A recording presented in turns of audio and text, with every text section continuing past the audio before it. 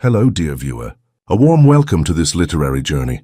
Prepare to immerse yourself in a story that transcends time, yet pulses with eternal truths about dignity, true love, and the courage to be who we truly are. This is the narrative of Katarina Eugenia, a young aristocrat deemed unsuitable for having too much conscience in a world that valued obedience over integrity. What if what your family considers your greatest flaw was, in fact, your greatest treasure? And what if the rejection that hurts the most was, in reality, the door to the life you always deserved? In this story, you will discover that sometimes we need to be scorned by those who do not deserve us to be found by those who truly value us. In times when so many of us feel displaced, misunderstood, or too different, this 1845 narrative reminds us, never dim your light to fit into small spaces. Before we begin, tell me, where are you watching us from? Leave your city in the comments. I love knowing that our stories travel to so many beautiful places. And don't forget, if this story touches your heart, subscribe to the channel and leave a like. Every gesture from you helps us continue bringing narratives that feed the soul. Now take a deep breath, get comfortable, and let yourself be transported. Year 1845. Location Paraíba Valley, province of Rio de Janeiro, Imperial Brazil. The red wax seal sealed more than just a letter. It sealed a destiny. When the messenger dressed in green and gold livery arrived at the Alvarenga Manor that Thursday in March, he carried with him the Albuquerque coat of arms, a rampant lion surrounded by coffee branches. The wax was still warm to the touch, as if holding the heat of the hands that had closed it. Baron Augusto de Vasconcelos y Mendonça received the letter in his jacaranda-paneled office. Through the tall windows, the afternoon light filtered through velvet curtains, drawing golden stripes on the Persian rug. The air smelled of imported cigars and the sweet perfume of roses that the Baroness insisted on keeping in every room, as if they could disguise the property's other, less noble scents. His fingers accustomed to holding the reins of a coffee empire and signing contracts that decided lives, broke the seal with the slowness of someone savoring a moment. The calligraphy he found was impeccable, each letter formed with the precision of one educated in the finest colleges of Coimbra. Your Excellency, Baron of Alvarenga. As his eyes scanned the lines, his expression shifted from curiosity to disbelief, then to something that looked dangerously like delight. It was not common for a man of his standing to experience genuine surprise. Aristocratic life was, above all, predictable. But this letter was extraordinary. Alexandre Henrique de Albuquerque, Viscount of Campos Novos, one of the most coveted matches in the entire empire, was formally asking for the hand of one of his daughters in marriage. The proposed dowry was generous, 50 conto de rei, properties in Lisbon, and the veiled promise of an elevation of the family's title. After all, everyone knew that Emperor Dom Pedro II himself was the Viscount's godfather. It was the kind of alliance aristocratic families dreamed of on sleepless nights, planning ascensions and securing lineages. But there was one detail that turned the extraordinary into the absolutely unbelievable. The Viscount specifically asked for Lady Katarina Eugenia. The Baron reread the name 3 times, making sure his eyes were not deceiving him. Then he did something he rarely did. He laughed. A loud, harsh laugh that echoed off the walls lined with portraits of stern ancestors. He summoned his wife and 2 eldest daughters to his study. Baroness Leonore arrived with her perpetual rustle of taffeta, her face already composed in the mask of interest she wore for family matters. Mariana Beatriz and Cecilia Adelaide followed her like swans behind their mother, graceful, impeccable, exactly as they should be. When the Baron read the name aloud, the ensuing silence was so thick it seemed to have texture. Then, like shattering crystal, the laughter erupted. "Katarina?" Mariana Beatriz brought a gloved hand to her mouth, her blue eyes wide with genuine shock. The Viscount of Campos Novos asked for Katarina. Cecilia Adelaide, always more restrained, merely adjusted the frills of her dress, but a cruel smile danced on her lips. He cannot truly know her. If he knew of her eccentricities, he would surely choose another.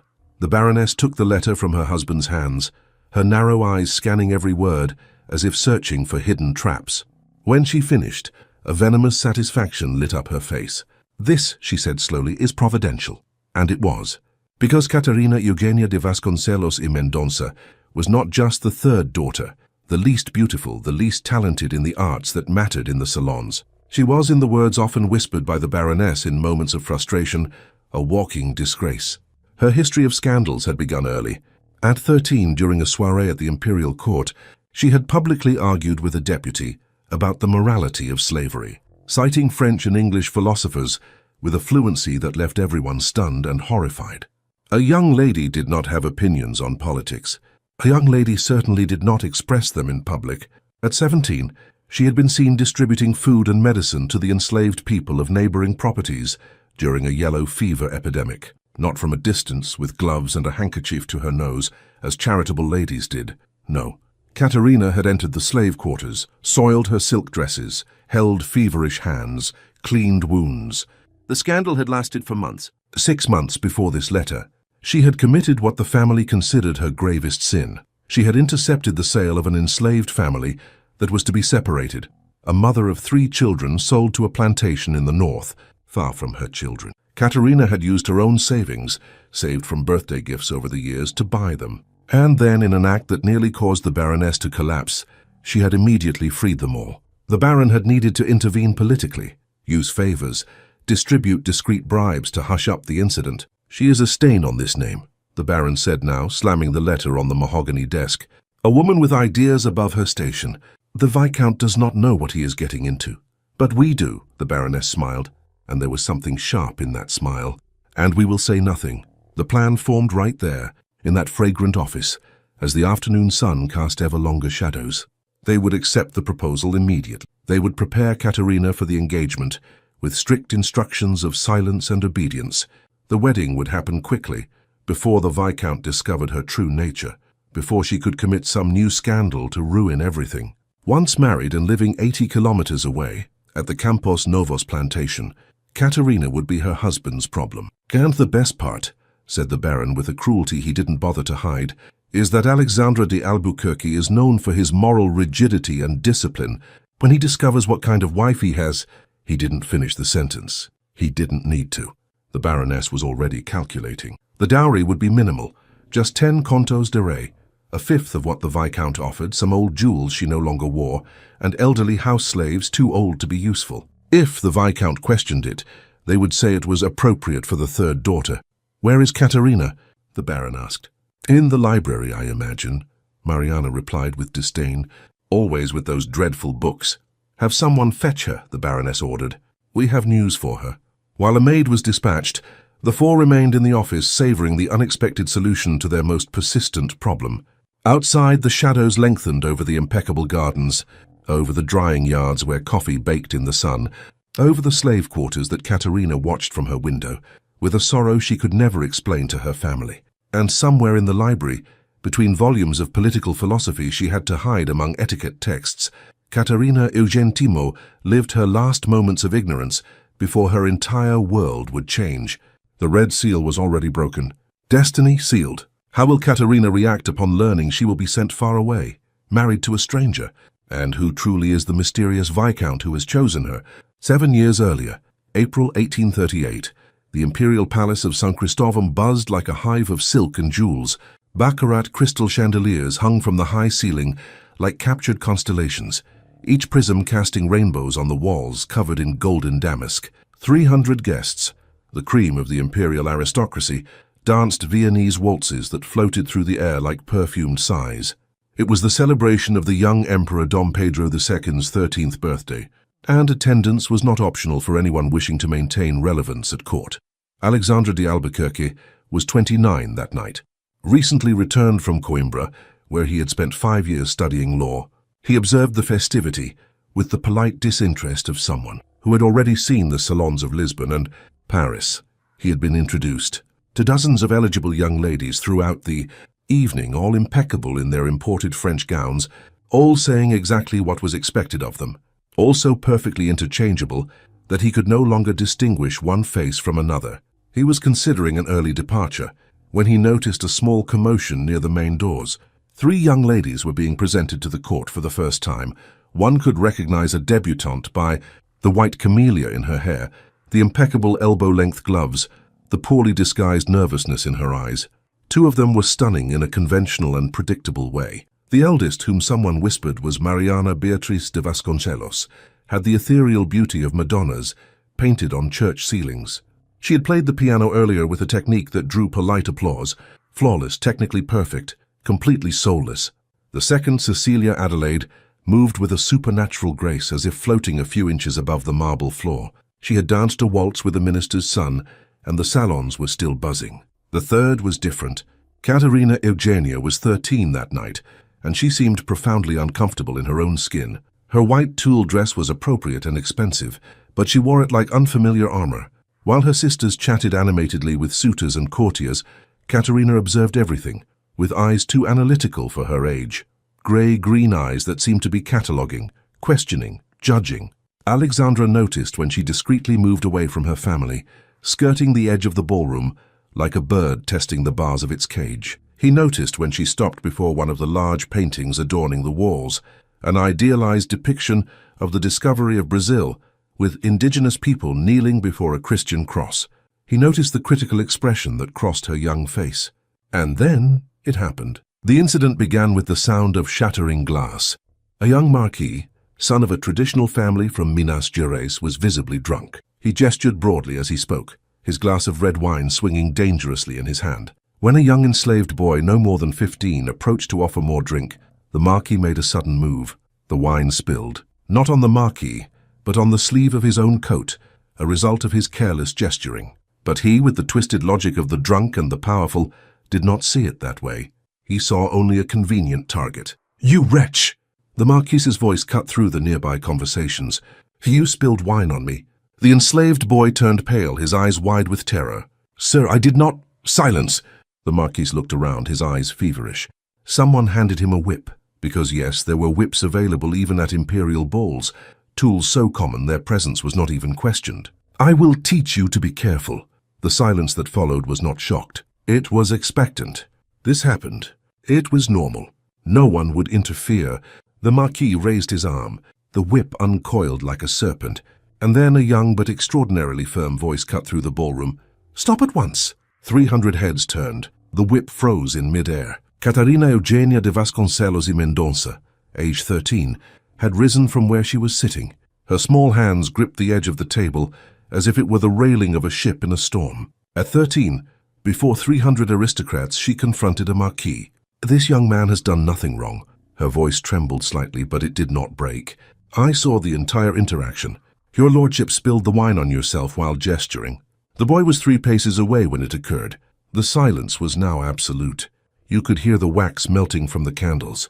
Women did not interfere in the discipline of the enslaved. 13-year-old girls certainly did not publicly contradict a marquis. Across the ballroom, Baroness Leonore was as white as the marble statues. The marquis, his face red with rage and wine, took a step toward Katarina. "How dare you go? Lady Katarina is correct." The voice that interrupted the marquis belonged to the evening's host. Dom Pedro II, also 13, thin and serious beyond his years, had risen from his place at the imperial table.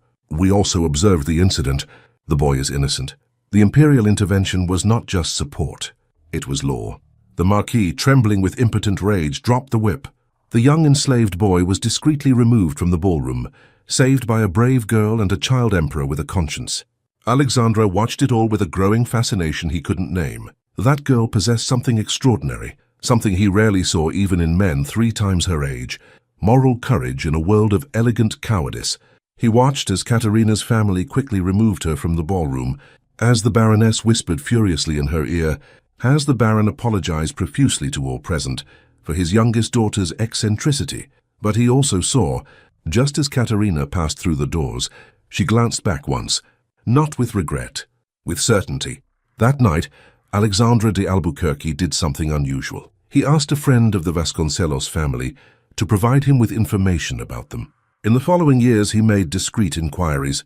He learned of every scandal involving Katarina, every act of compassion that society deemed inappropriate, every progressive opinion that marked her as problematic, the argument about abolition at 16, the medicine distributed to the sick at 18, the family bought and freed at 20, and each piece of information only strengthened his certainty. He himself kept secrets few knew. On his own properties, far from the critical eyes of the court, he had begun a radical experiment. The gradual freeing of enslaved people, the payment of wages, the construction of a school and a hospital. It was revolutionary, economically risky, and if it became public too soon, he would lose the political influence he needed for greater change. Alexandra needed a wife who shared his values, not an aristocratic doll who played the piano perfectly while closing her eyes to injustice. He needed someone who had seen a child about to be whipped and had said no. For 7 years, he watched Katarina mature from a brave girl into an extraordinary woman. He knew when she studied French philosophy in secret. He knew when she sent letters to abolitionist newspapers under a pseudonym. He knew of every time her family punished her for having a conscience. And at 36, he finally decided to act. Not with seduction at balls. Not with a traditional courtship that her family would never allow. But with a formal, impossible-to-refuse letter, offering a dowry so generous that even the ambitious Baron of Alvarenga could not deny it.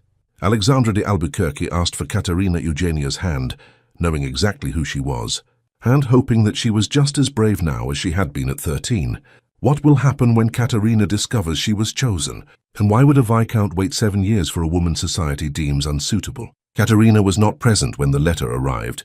She was where she usually was on Thursday afternoons, in the library of Alvarenga Manor, her refuge from a world that insisted she be someone she was not. The library was a forgotten room in the east wing of the estate. The Baron had used it briefly as a young man, but had lost interest once he discovered that books did not generate profits as quickly as coffee. It now belonged to Katarina by abandonment. No one else wanted it, so no one cared that she spent hours there. The cedar shelves smelled of must and lavender. Katarina kept sachets between the volumes to combat the humidity that threatened the pages. The afternoon light streamed through tall windows, illuminating dust particles that danced in the air like tiny stars. She was reading Rousseau, or rather pretending to read a volume on French etiquette, while the forbidden text of The Social Contract lay open in her lap, hidden by the folds of her skirt. It was an elaborate dance she had perfected over the years, always have an acceptable book at hand, in case someone walked in, while she devoured the dangerous thoughts that truly mattered. Man is born free, and everywhere he is in chains. The words touched her like invisible fingers. She was free on paper, a baron's daughter, educated, fed, clothed, but the chains existed. They were just made of expectations instead of iron, of disapproving glances instead of whips. A light knock on the door made her quickly close the book and hide it behind a cushion. Enter. It was Madame Geneviève, her French governess. The 60-year-old woman had entered the family's service 20 years earlier, when the Baron's first wife was still alive. She was the only person on the estate who looked at Katarina with anything other than exasperation or contempt. "Mon enfant," she said softly. "The Baroness requests your presence in the dining room." Katarina sighed. Family dinners were ordeals she endured with silent dignity. 20 years had taught her that attending did not mean belonging. "I know it is Thursday and you would prefer to eat here," Geneviève continued, but she insisted. She said there was... She hesitated. "News." Something in the old woman's tone made Katarina look up. "What kind of news?" "I was not told, ma chérie, but..." Geneviève moved closer, her voice dropping to a whisper. "I saw the messenger from the Albuquerques earlier. His uniform. The coat of arms." Katarina's heart gave a strange leap. The Albuquerques. One of the most important names in the empire. But what could they have to do with her family? She dressed for dinner with the minimal help she always preferred. She disliked maids adjusting every fold of fabric, pinning every strand of hair as if she were a doll to be arranged. She chose a simple dark blue cotton dress, tied her brown hair in a loose bun, and didn't bother with rouge or face powder. "You should," Geneviève began. "No," Katarina said gently. "Whatever it is, I will go as I am." The dining room glittered with far more lit candles than usual. The fine china was set on the lace-trimmed linen tablecloth. Fresh flowers perfumed the air. It was as if they were expecting important guests, but there was no one but the family. The Baron occupied the head of the table, large and imposing in his dark jacket. The Baroness sat to his right, her face composed in that mask of satisfaction Katarina had learned to fear. Mariana and Cecilia were already seated, and something in their smiles made Katarina's stomach clench.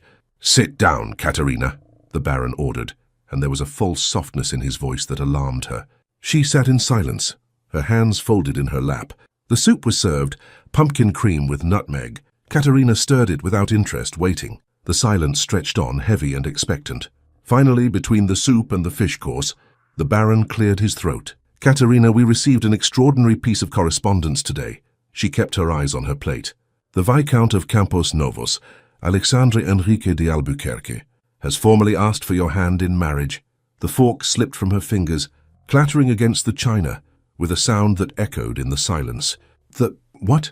"You heard correctly," the Baroness said, and there was a triumphant note in her voice. "The Viscount specifically asked for you." Katarina felt the world tilt.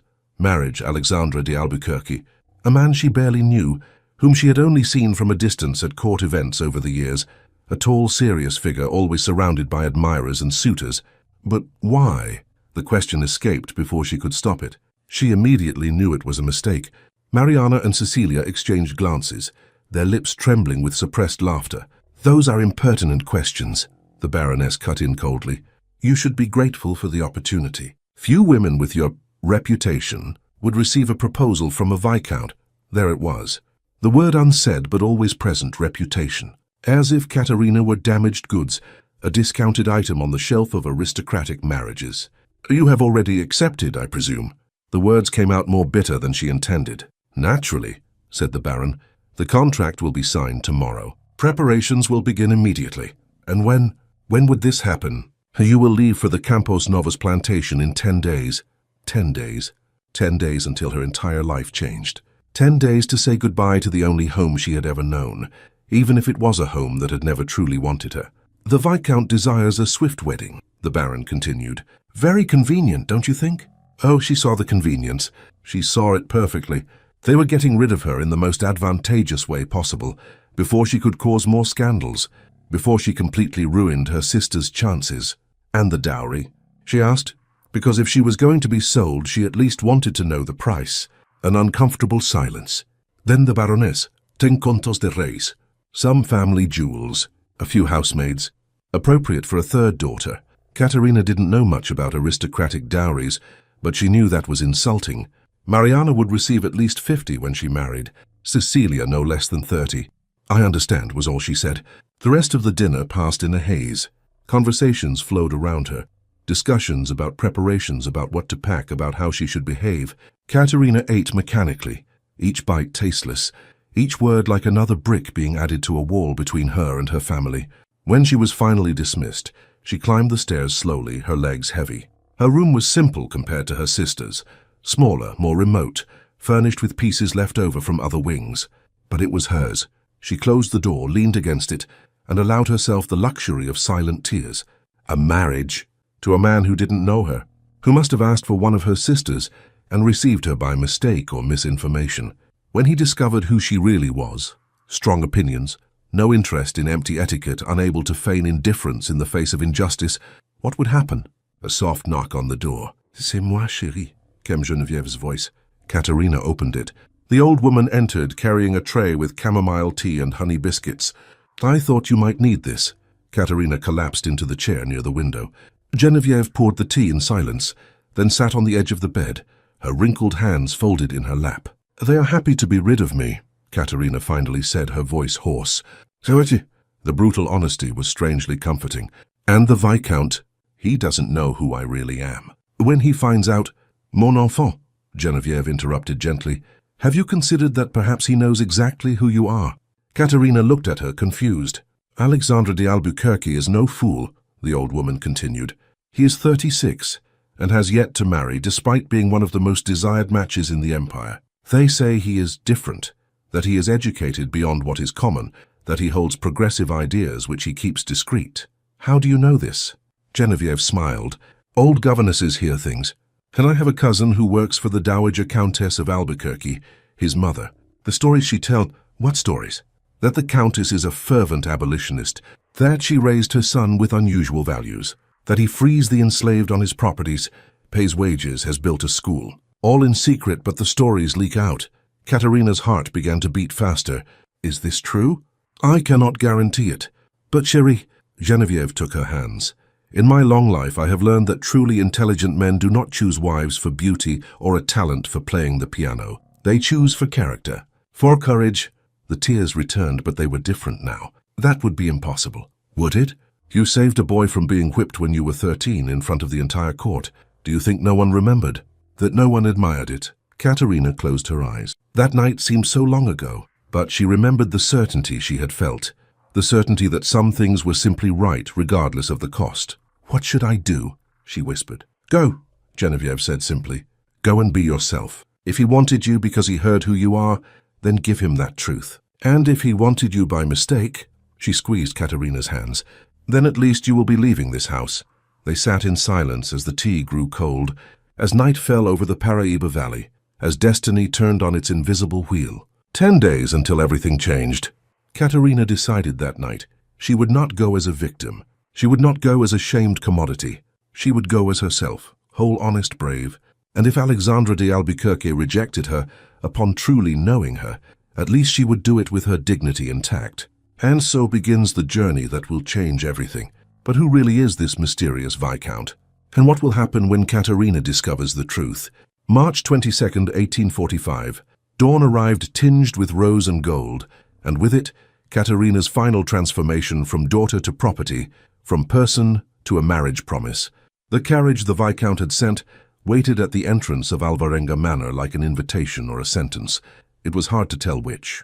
It was magnificent, lacquered in a dark green like the coffee forests, with the Albuquerque coat of arms shining in gold leaf on the doors. 6 Arabian horses, white as new snow, stamped on the dirt ground. 4 armed horsemen flanked the vehicle, protection against the bandits that infested the roads of the Paraíba Valley. Katarina watched it all from her bedroom window as Genevieve packed the last items into her travel trunk. 10 days had passed like 10 minutes.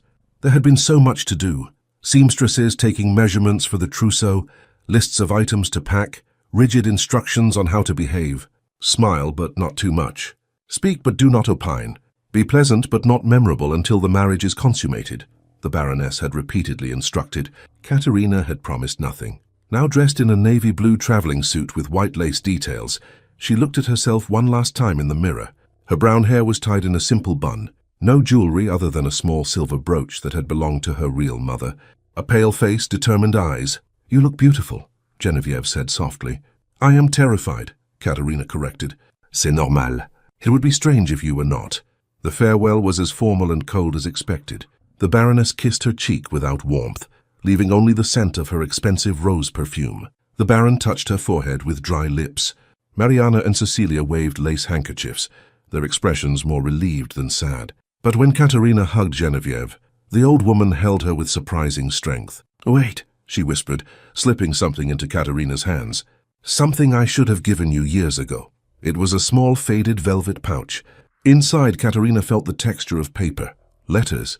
"Your real mother wrote them before she died in childbirth," Genevieve whispered quickly, her eyes welling with tears. "The Baroness ordered them burned, but I hid them. Now you must know you were loved before you even existed." Katarina could barely speak. "Genevieve, va, mon enfant, and be free." The interior of the carriage was even more luxurious than the exterior. Crimson velvet upholstery, silk curtains that could be drawn for privacy, small embroidered cushions, a basket of candied fruit, and bottles of rosewater to freshen her face during the journey. As the carriage pulled away, Katarina did not look back. She looked forward, at the dusty road that stretched toward the unknown. Only when the manor had completely disappeared from view did she open the velvet pouch with trembling fingers. There were 5 letters. 5 letters written in a delicate feminine hand on paper yellowed by time. "To my yet unborn daughter," the first one began. Katarina read through tears that blurred the words. Her mother, Amelia Christina, the Baron's first wife who died in childbirth at 25, had written of dreams and hopes, of how she longed to meet the child growing in her womb, of the values she wanted to pass on. "If you are a girl," one letter said, "teach her never to dim her light to comfort fragile men.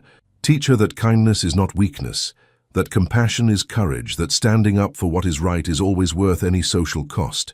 Another letter, "I have had an easy life, my daughter. Beauty, wealth, position. But I learned too late that these things are empty shells without moral substance. Do not let the world turn you into something empty. Be whole even if it is difficult, especially if it is difficult." The last letter written in a shakier hand, clearly in labor. "I am afraid, my love. The doctors have serious faces. But if these are my last words, let them be these. You were wanted. You will be loved. And no matter what happens, do not let the world diminish your fire. Burn, my daughter. Burn with all the intensity of a soul that knows who she is." Katarina clutched the letters to her chest and wept. She wept for the mother she had never known. She wept for the girl who had grown up thinking she was flawed. She wept for the woman she was becoming, scared but determined. The hours of travel passed in waves of changing landscape. The coffee plantations of the Paraíba Valley stretched in all directions, dark green under the strong sun. Occasionally they passed other estates, imposing manor houses, slave quarters, that Katarina tried not to look at because each one was a wound on her conscience. They stopped for lunch at a roadside inn. Katarina ate little, her stomach churned with nervousness. One of the horsemen, a middle-aged man with a weathered face, approached her respectfully. "My lady, the Viscount instructed that we travel at a pace comfortable for you. If you wish to rest longer, we can." "No," Katarina replied. "The sooner we arrive, the better." It wasn't true, but prolonging the journey would only prolong the agony of anticipation. As they neared Campos Novos, the landscape began to change. The properties became more spaced out. The forests closed in nearer to the road, and then as the sun began its descent toward the horizon, the road curved and there it was. The Campos Novos plantation. Katarina opened the curtains completely, her heart beating so hard it seemed to echo in the empty carriage. The manor house was magnificent, 3 stories in a neoclassical style, walls as white as snow, tall windows with green shutters. French gardens stretched out in front, geometrically perfect. A private chapel with a bell tower stood to the left. To the right, the coffee-drying grounds extended as far as the eye could see, a green and orderly sea. But there was something different, something that made Katarina frown in confusion. The workers she saw in the fields wore simple but dignified clothing. Not rags, not tatters, cotton shirts, clean trousers. And there were no chains. There were no overseers with whips walking among the rows. A black child ran across the front lawn laughing, chasing a butterfly. A child playing freely without fear. What was this place? The carriage stopped at the main staircase. A tall man in simple livery opened the door. Katarina noticed he moved with dignity, not with the stooped posture that forced servitude created. "Welcome, my lady," he said, offering a hand to help her down. "I am Josue, the butler of Campos Novos house." Katarina took his hand and he helped her down gently, and then she saw him. Alexandre Enrique de Albuquerque was waiting at the top of the stairs. He was taller than he appeared from a distance. He must have been nearly 6'3", broad shoulders under a perfectly tailored dark jacket, black hair with silver streaks at the temples, despite being only 36, and eyes, dark, deep eyes that seemed to see through social masks to the naked soul beneath. "Lady Katarina." His voice was deep, polite, but there was warmth in it. "Welcome to Campos Novos." She made the perfect curtsy that years of forced etiquette had taught her, head slightly bowed, hands gracefully arranged. "Viscount of Campos Novos," she replied, keeping her voice steady despite her racing heart. "I thank you for the generosity of your invitation." He descended the steps, moving with the quiet confidence of a man comfortable in his own skin. When he was close enough, he extended his hand, not for a formal kiss, but to shake hers as he would an equal's. Katarina hesitated only a second before accepting. The touch was electric, brief but intense. "Was your journey comfortable?" he asked as he guided her inside. "Very," she replied, still too stunned to form complex thoughts. The interior of the manor house was as impressive as the exterior. The entrance hall had a double-height ceiling, with a grand wooden staircase that split in two, meeting on an upper landing. Paintings adorned the walls, not just formal portraits of ancestors, but landscapes, scenes of Brazilian nature. "I imagine you are tired," Alexandre said. "I have prepared quarters for you in the East Wing. But first, if you will allow me, I would like a few minutes of conversation. There are things that need to be said." Katarina's heart sank. This was it. The moment he would admit the mistake, explain that he had asked for the wrong daughter's hand. "Of course," she said, lifting her chin. Dignity, no matter what came, she would maintain her dignity. He led her to a side parlor, smaller and more intimate than the grand main salon. Open windows let in the afternoon breeze, scented with jasmine. There was a low table with a tea service, Chinese porcelain decorated with blue birds. Alexandre poured the tea himself, without calling for servants. Katarina noted his hands, large but with precise, gentle movements. "Sugar?" he asked. "Yes, please." "2 lumps." He handed her the cup, then sat in the armchair opposite hers, not too close, respecting her space. For a long moment, they just looked at each other.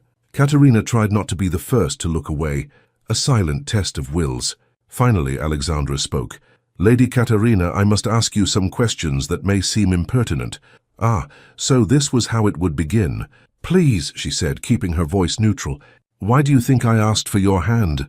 The directness of the question surprised her. Aristocrats were rarely so blunt.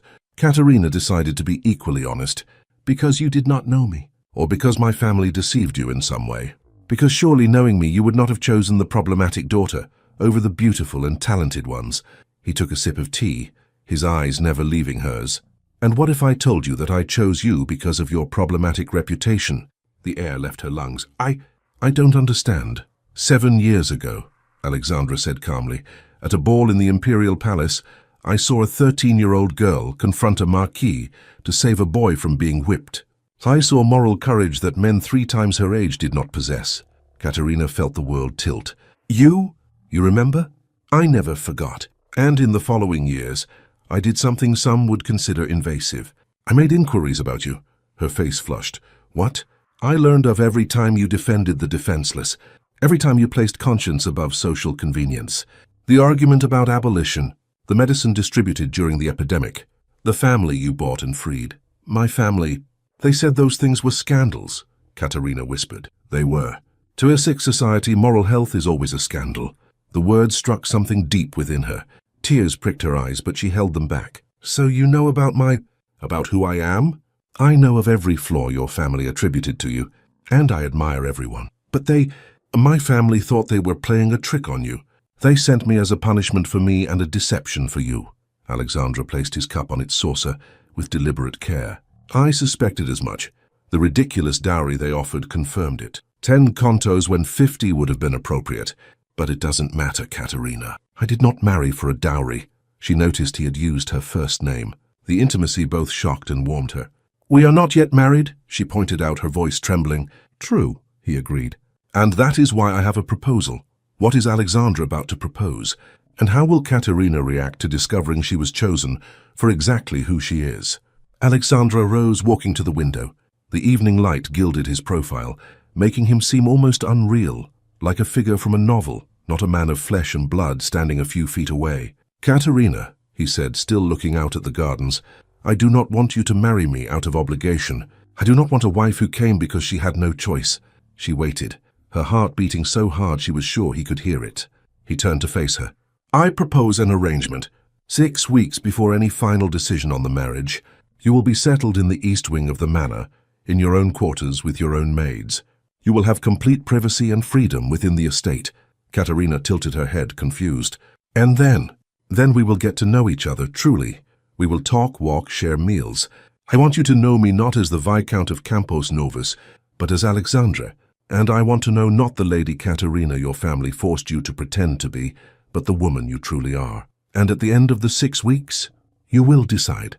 If we are not right for each other, we will cancel the engagement. And no, you will not return to your family. Humiliated, he paused. I will provide you with the resources to establish your own life, a house in Paris, London, or wherever you wish. An education, financial independence, true freedom. Katarina was stunned. No man offers that to a woman. Then perhaps I am not like most men. She studied his face, searching for any sign of falsehood, of a trap. But all she saw was absolute sincerity. And if I accept this arrangement? She asked cautiously. Then promise me one thing. He drew nearer but maintained a respectful distance. Be completely yourself. Not the young lady your family wants you to be. Not what you think I want. Be the true Katarina. Opinions, courage, flaws and all. She extended her hand, bold in her formality. I promise, if you promise the same. When their palms met in a firm shake, they both felt the current, something indescribable, like the recognition of souls who have known each other for time immemorial. First week, revelations. The quarters in the east wing were magnificent. A full suite with a bedroom, a private sitting room, a bathroom with a porcelain tub, and a spacious dressing room. The windows overlooked the gardens and, beyond them, the bluish mountains in the distance. 2 maids were assigned to her, women in their 40s, Teresa and Benedita, who treated her with genuine respect, not the bowing subservience Katarina so detested. Do you need anything else, my lady? Teresa asked after helping her settle in. No, thank you. And please, Katarina hesitated, do not call me my lady unless it is absolutely necessary. My name is Katarina. The 2 women exchanged surprised glances but then smiled. On the second day, Alexandra took her to his private library. Katarina gasped. It was a temple. 3,000 volumes lined the walls from floor to ceiling in a vast circular room. Sliding ladders provided access to the upper shelves. There were reading tables with lamps, deep armchairs, and windows that let in perfect natural light. My God, Katarina whispered reverently, turning slowly. Feel free to read anything, Alexandra said, watching her delight with ill-disguised satisfaction.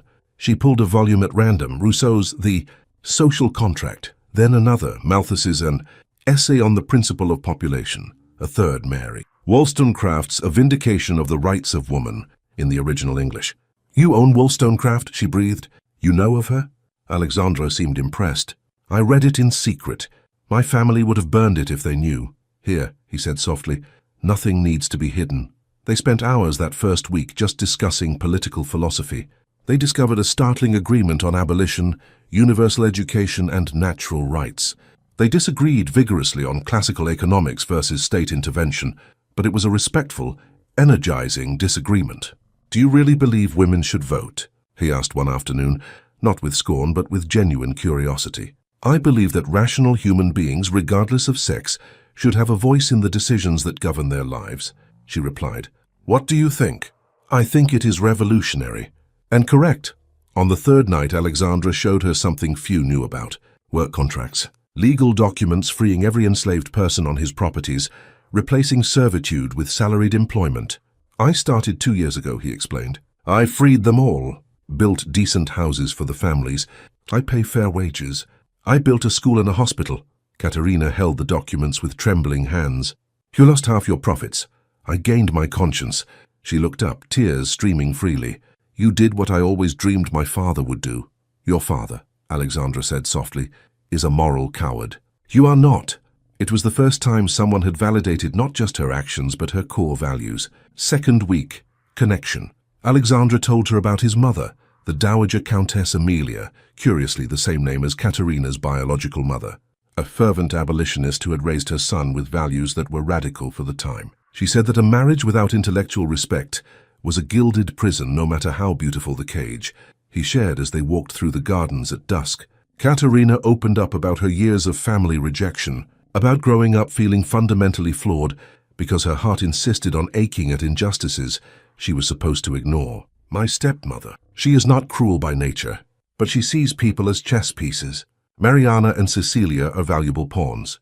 I am the broken piece. Alexandra stopped under a jasmine-covered pergola. The moonlight filtered through the flowers, drawing lacy patterns on their faces.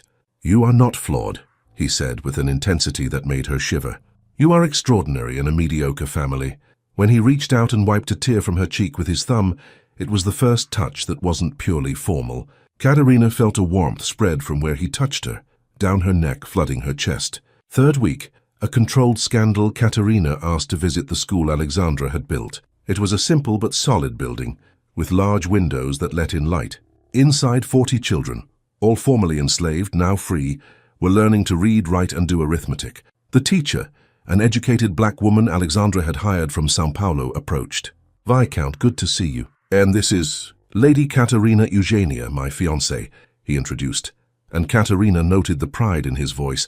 Katarina, this is Professor Joanna. Just Katarina, please, she corrected, extending her hand. The surprise on the teacher's face was quickly replaced by a warm smile. Would you like to help? Joanna offered. We always need more hands. Katarina spent the afternoon teaching children to read, sitting on the simple plank floor, surrounded by small bodies that smelled of soap and sun. She felt something she had never experienced in aristocratic salons: purpose. Alexandra watched from a distance, leaning against the doorframe. The woman sitting there, hair escaping her bun, laughing as a 6-year-old girl slowly spelled out "Ho You See," was the most beautiful creature he had ever seen. He was falling more deeply in love each day. Fourth week, the soirée. Alexandra organized a private soirée, inviting neighbors but not the local conservative aristocrats. He invited other landowners who were secretly freeing their enslaved workers, progressive intellectuals and lawyers who defended abolitionist causes. It was a room full of discreet revolutionaries. Katarina, who expected to be introduced and forgotten, was surprised when Alexandra asked her to play the piano. I don't, she began. You play beautifully, he said quietly. Genevieve told me. You only refused for your family because they didn't deserve your art. She stared at him. How did you know that? Because I am learning to see through your defenses. So Katarina sat at the piano, a magnificent French Erard, and played. Not the technical, empty pieces that Mariana executed perfectly, but Chopin, the Nocturne Opera 9 No. 2, with all the melancholy and passion she had kept inside. The room fell completely silent. When the last note died away, there were tears on several faces. Alexandra didn't take his eyes off her all night. Fifth week, the declaration. A walk at dusk through the plantation. The workers had already returned to their homes. The coffee scented the air. The sky was turning lavender and rose.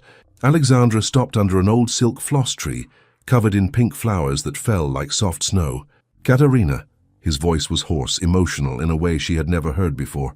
"These 5 weeks have been the happiest of my life." "Mine too," she admitted, her heart racing. "I don't want to wait another week. I know what I want. I know what I need." He took her hands. "Marry me, not out of duty or obligation, but because I am hopelessly, completely in love with you." Katarina felt hot tears. "Alexandra?" It was the first time she had used just his name. The intimacy of the moment enveloped her like a cocoon. "I am in love too," she whispered. "But you need to know I will never be an obedient wife. I will always have opinions. I will always defend what is right, even if it is inconvenient." "I was counting on it," he said, smiling. "I don't want a submissive wife. I want a partner. I want an equal." "Then yes," she breathed. "Yes." The kiss happened as an inevitability. Her hands rose to frame his face.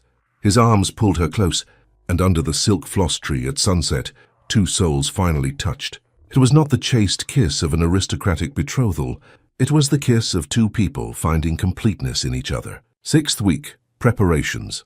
The Dowager Countess Amelia de Albuquerque arrived in a golden carriage, a 64-year-old woman with sharp eyes and an even sharper smile. "So you are the famous Katarina," she said, circling the young woman like a general inspecting a troop.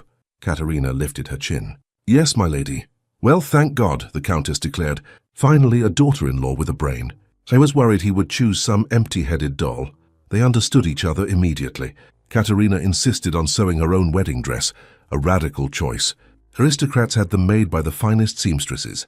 But she wanted something personal, something that was hers. She chose simple white muslin, without the excesses of lace and ruffles that were in fashion.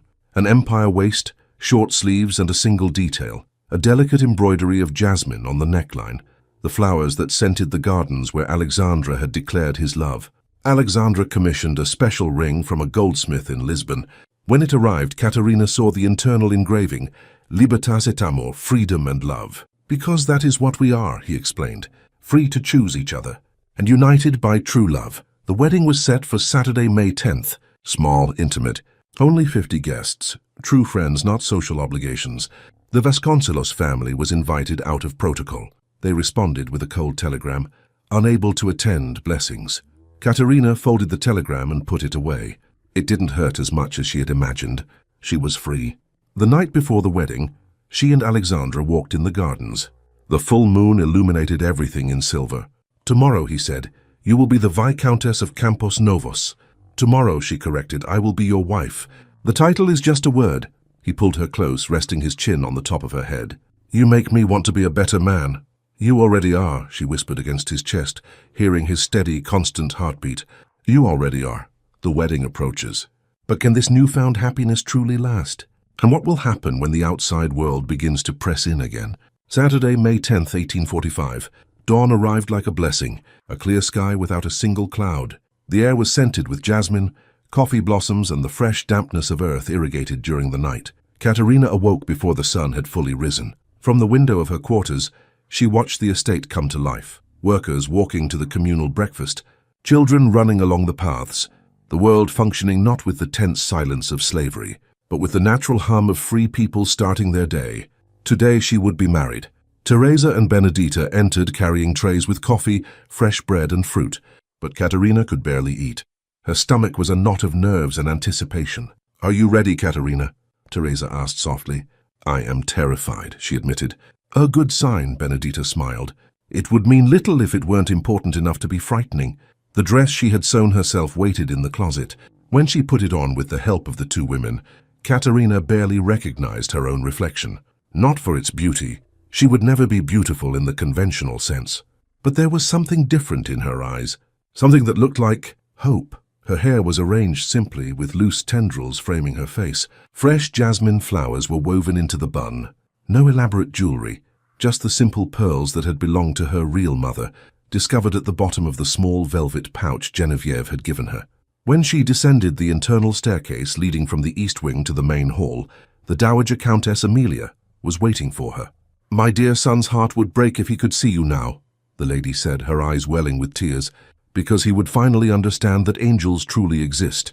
Countess, Amelia," she corrected firmly.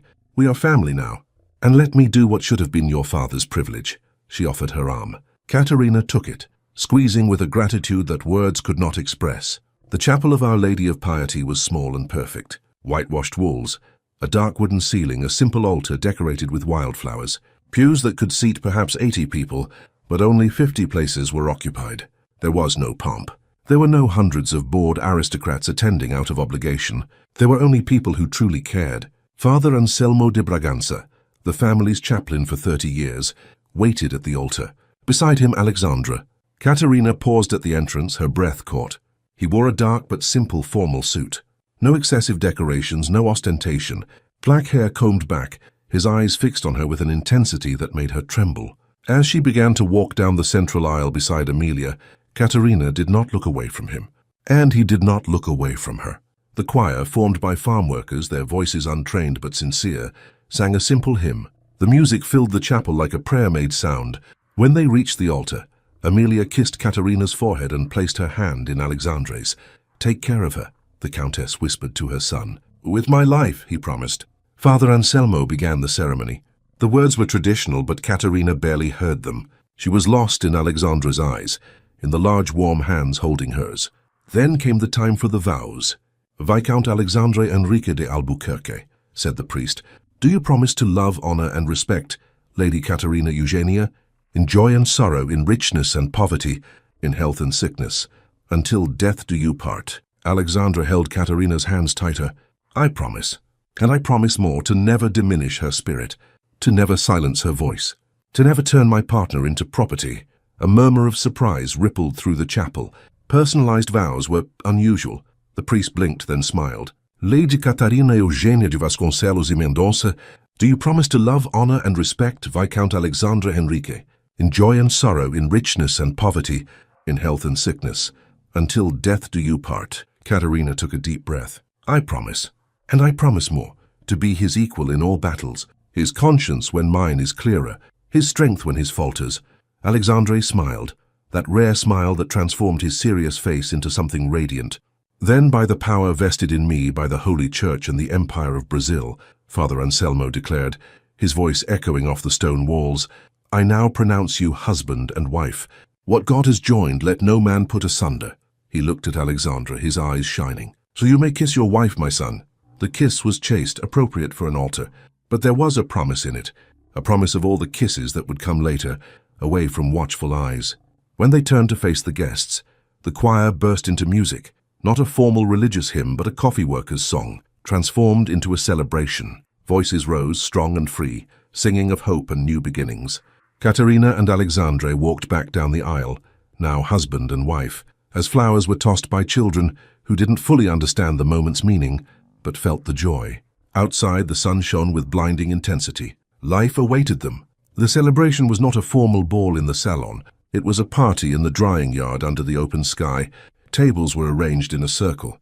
The food was simple but abundant. Barbecued meat grilled by the workers themselves, rice, beans, fried cassava, fruit tarts, homemade cakes. It was not the food of aristocrats.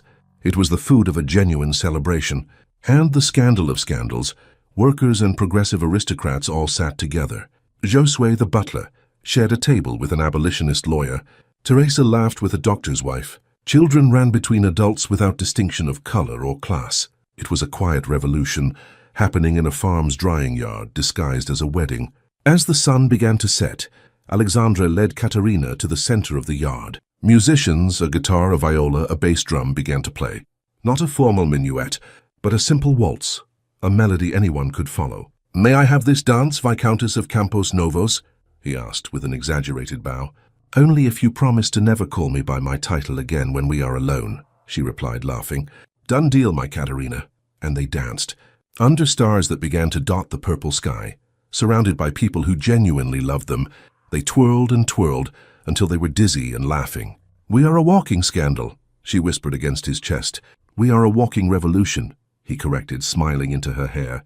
Later, much later, when the party finally ended and the guests had departed, Alexandra led Katarina by the hand through the dark gardens to the wing where the main quarters of the manor house were located, the quarters they would now share. The windows were open, letting in a fragrant night breeze. Candles had been lit, casting a soft golden light. The four-poster bed was covered with white linen sheets, rose petals scattered over them.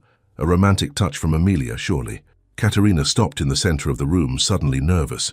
She had read about this, but reading and experiencing were drastically different things.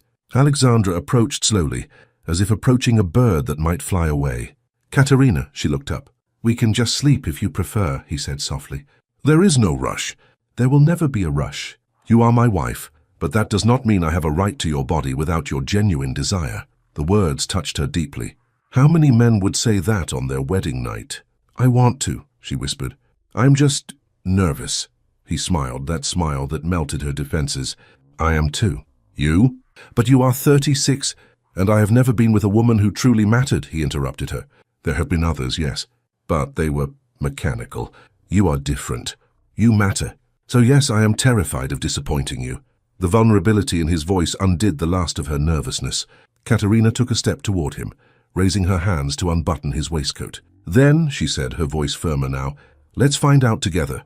And they did, slowly, gently, with an initial awkwardness that gave way to a growing understanding of bodies learning each other's language. It was not the consummation of an aristocratic contract. It was the union of two souls who had freely chosen each other. And when they finally fell asleep, tangled in the rumpled sheets, rose petals crushed beneath them, there was a peace in both their hearts that they hadn't known they were longing for. Outside, the moon crossed the sky. The coffee grew silently. The world kept turning.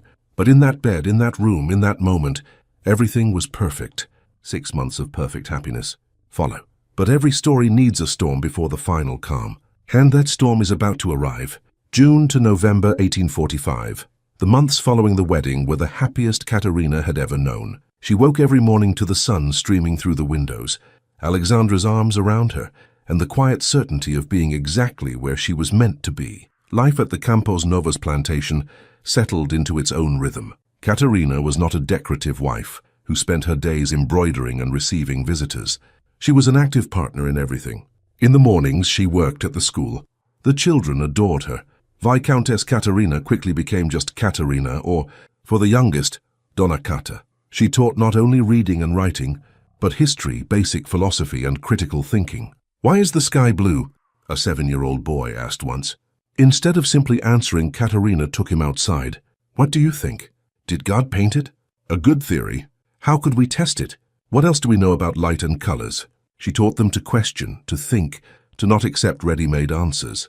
In the afternoons, she helped Alexandra with his legal work. He defended freedom cases, enslaved people from other estates who were suing for their manumission. It was dangerous work that angered the powerful, but it was necessary. Katarina proved to be excellent at legal research. She read law texts with meticulous attention, finding obscure precedents that Alexandra used brilliantly in court. "You should have studied law," he said one afternoon, looking at her with admiration as she pointed out a specific argument in an old code. "Women can't," she replied pragmatically, "but I can help you change the world anyway." In the evenings, they dined with Amelia, who had moved permanently to Campos Novos. The Dowager Countess loved having intelligent female company. Finally, someone with whom to discuss politics and philosophy beyond embroidery and gossip. "I read in the papers that there is a movement in the chamber for a law to ban trafficking," Amelia mentioned one night over pea soup. "Theosebio Decatur's law," Alexandra confirmed. "But there is strong resistance. Landowners fear an economic collapse without new shipments. That they call human beings shipments, as if they were coffee or sugar," Katarina said bitterly, "already shows exactly why they need to be stopped." Conversations like this would go on for hours, just the three of them, passionate voices debating the future they wanted to build. Katarina also discovered she enjoyed managing the household, not in the sense of ordering servants, but of ensuring that everyone, workers, maids, teachers, artisans living on the estate, had what they needed. When she found out that several women lacked adequate clothing for the approaching winter, she organized a sewing circle. She sat with them, needle in hand, sewing side by side. "My lady," one of the women said, embarrassed, "this is not work for a viscountess." "Katarina," she corrected automatically. "And why not? My hands work just as well as yours." Alexandra, passing through the hall where they worked, stopped at the door. He saw his wife surrounded by women who were laughing and talking freely, all working together, and his heart swelled with pride and love. This was the woman he had chosen. This was the revolution they were building together. September brought news. Katarina was sitting in the library on a hot afternoon, reading Plato in the original Greek, which she had learned from a secret tutor years ago, when a wave of nausea hit her. She ran to the bathroom and was violently sick. Teresa, who was changing towels nearby, approached with a damp cloth and a knowing look. "How many days late?" she asked gently. Katarina, still pale, calculated mentally. 3. No, 4 weeks. "Congratulations, Viscountess." The world stopped. A child. She was carrying a child. She told Alexandra that night. He was in his office reviewing legal petitions when she walked in. "I need to tell you something." He looked up, immediately alert to her serious tone. "What happened?" "I am pregnant." The silence lasted for 3 heartbeats. Then Alexandra was on his feet, around the desk, pulling her into his arms with a gentleness that contrasted with the intensity in his eyes. "Are you sure?" "All the signs. We will see the doctor tomorrow to confirm, but yes." He buried his face in her hair. She felt dampness against her neck, tears. "Alexandra." "Sorry," he said, his voice hoarse. "It's just a child. Our child. Who will grow up in a world we are helping to change? Who will grow up knowing that people are not property?" she added softly. "Who will learn compassion and justice as core values? Who will have a brave and conscientious mother?" he said, pulling back to look at her. "As I had." The pregnancy was confirmed. Katarina was 6 weeks along. The doctor, a progressive whom Alexandra kept on retainer, said everything seemed healthy. Amelia, when she found out, cried with joy. A grandchild! Finally! But not all news was good. In November, rumors began to arrive from Valencia. The Vasconcelos family was in trouble. An imperial investigation into financial irregularities. There was talk of mismanagement of public funds, of bribery, of illegally obtained contracts. Nothing criminally solid enough for prison. The Baron was too clever for that, but enough to tarnish a reputation, freeze access to credit and make allies distance themselves. Alexander received reports from friends at court. He read them to Katarina at night, the two of them lying in bed, his hand resting protectively on her belly, which was beginning to round. "They say Mariana's engagement to the Portuguese count has been broken," he mentioned one night. Katarina felt a pang of sadness. As cruel as Mariana had been to her, she didn't deserve to have her dreams destroyed by her father's actions. And Cecilia, the minister's son who was courting her, has disappeared. His family sent him to study in Paris. Very convenient.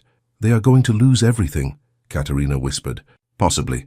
Your father has made bad choices for years. It was inevitable there would eventually be consequences. But my sisters, it's not their fault." Alexandra turned on his side to face her. "You have too generous a heart." "I have too good a memory," she corrected. "I remember every humiliation, every cruel word.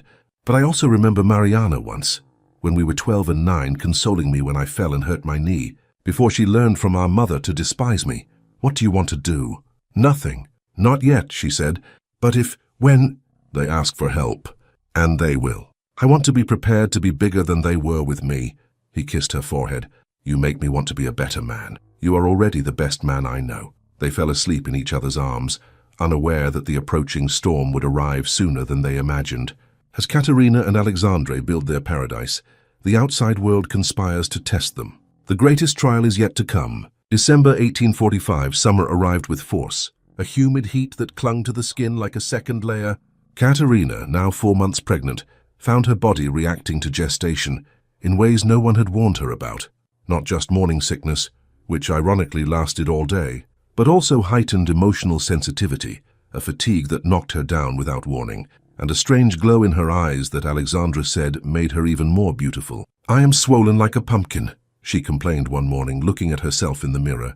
"You are carrying our child," he corrected, hugging her from behind, his hands resting on her visible curve. "You are perfect." She was about to reply when a maid knocked urgently on the door. "Pardon, Viscountess. There are visitors." "We are not expecting anyone," Alexandra frowned. "No, sir, they just arrived, in a simple carriage. They say they are the Viscountess's family." Katarina's blood ran cold. They descended together, their hands intertwined. In the entrance hall, 3 figures were waiting. Baron Augusto de Vasconcelos y Mendoza seemed to have aged 10 years in 8 months. His hair was grayer, his face thinner, his shoulders slumped under an invisible weight. He wore a simple suit, not the expensive clothes he used to flaunt. Baroness Leonor maintained a rigid posture, but there was desperation in her eyes. And Mariana, who had always been so beautiful, seemed withered. The dress that had once been elegant was faded. She wore no jewelry. Katarina stopped on the last step, Alexandre slightly in front of her. a subtle protective stance. "Baron of Alvarenga," Alexandra greeted formally. "This is an unexpected visit. Viscount of Campos Novos," the Baron bowed, more deeply than protocol required. "Ill-disguised humiliation. I apologize for the intrusion, but I have come on a matter of family urgency, a matter that could not be communicated by letter." The Baron looked at Katarina. For the first time in her life, she saw something new in his eyes when he looked at her. Need. May I speak with my daughter in private?" "No," Alexandra said calmly. "Whatever you have to say, you can say it in front of me." Tension thickened the air. Finally, the Baron spoke. "I am in trouble. Financial, political. Due to mismanagement of certain affairs, I have lost access to credit. Several properties have overdue mortgages. If I do not raise 150 contos de reis in 2 months, I will lose everything." Silence. "And you came to ask me," Katarina said, her voice controlled but cold. "You are my daughter. You have an obligation." "Obligation?" The word came out like a whip. "I was 13 and defended. Someone being wronged. And you punished me. I was 17 and saved lives during an epidemic, and you called me a disgrace. I was 20 and bought a family's freedom, and you almost locked me in a convent." Katarina, no. She descended the last step, planting herself firmly. Months of happiness had given her something new, absolute certainty of her own worth. "For 20 years you made me feel flawed for having a conscience. Now you want to use that same conscience to save you from the consequences of not having one." The Baron paled. "I am your father. A father cares. A father protects. A father loves," and tears burned her eyes but did not fall. "You treated me like defective merchandise. You married me off to the first man who asked, thinking you were playing a trick on him. Remember?" The Baroness intervened. "You are being dramatic. We obviously took care of you. We gave you an education, food, clothes." "You gave me survival," Katarina interrupted, "not love. There is a difference." Alexandra placed a hand on her shoulder, not controlling but supporting. "Baron, you must understand the delicate position you are asking for. My wife, whom your family rejected and belittled, whom you sent here as punishment, for whom you offered a paltry dowry because you thought I wouldn't discover her. Let's call them eccentricities." The Baron had the decency to look ashamed. "But you didn't count on 2 things," Alexandra continued, his voice dangerously calm. "First, I knew exactly who Katarina was. I chose her because of her moral conscience, not despite it. Second, she documents everything." The Baron's eyes widened. "What?" Katarina took a deep breath. "The moment of final revelation. For years, I kept evidence. Every questionable contract you signed, every bribe I witnessed, every illegal favor exchanged. Letters, documents, witnesses willing to speak." The Baroness grabbed her husband's arm. You wouldn't dare? Katarina stepped forward. "You taught me to dare when you punished me for doing what was right.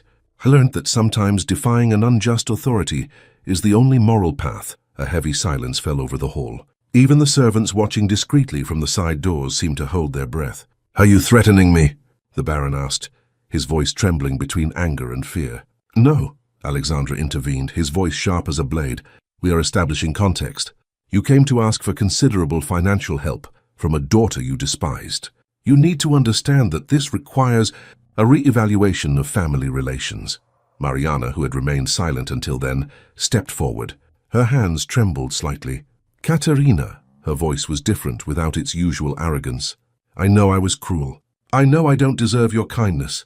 But Cecilia, she is only 23. She had no part in our father's decisions. If we lose everything, she will be left without a dowry, without prospects, possibly on the street."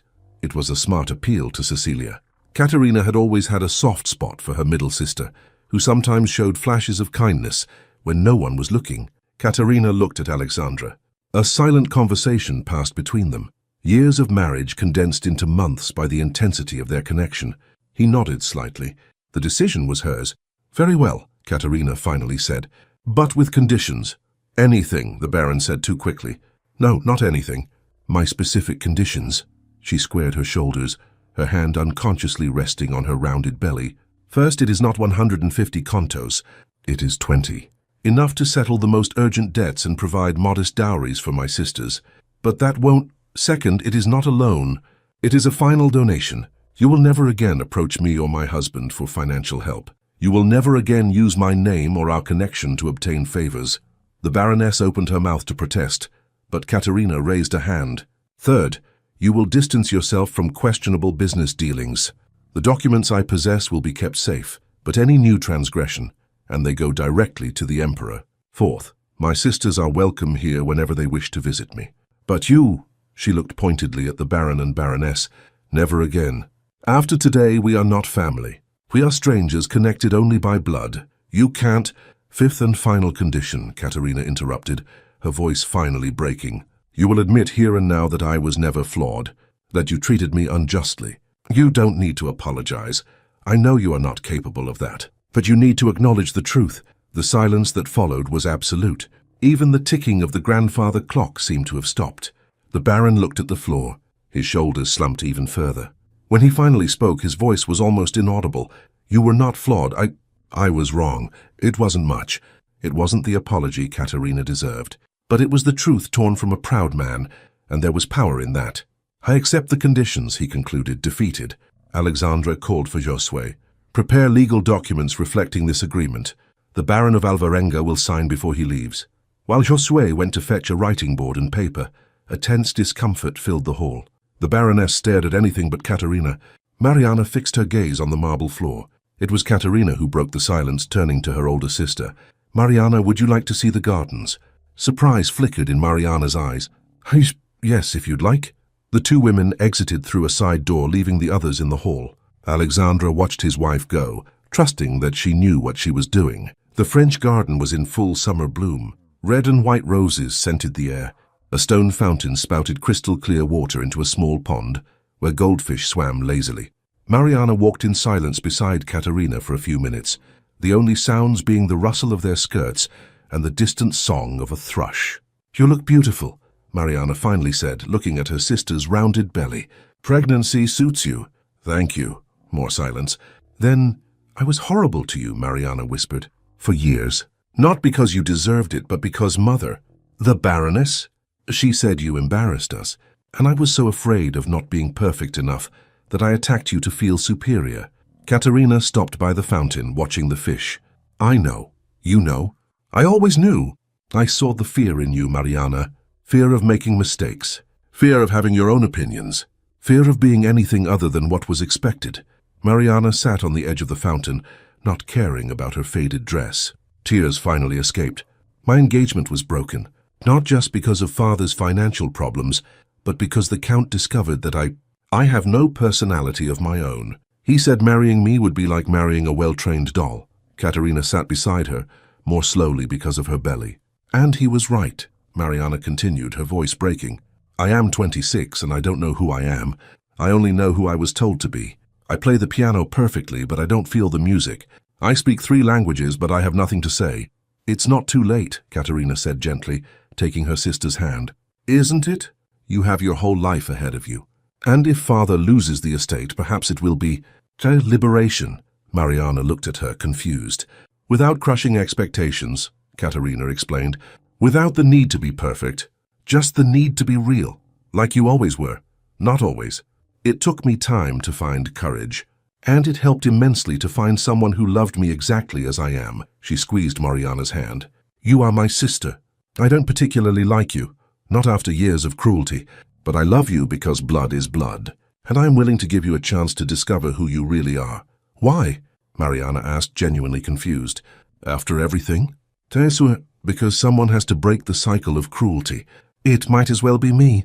Mariana hugged her then, an awkward hug, hindered by the belly between them, but real. Katarina felt her sister's tears soaking her shoulder and allowed her own to fall as well. Healing doesn't happen instantly, but it can begin with an honest hug in a fragrant garden.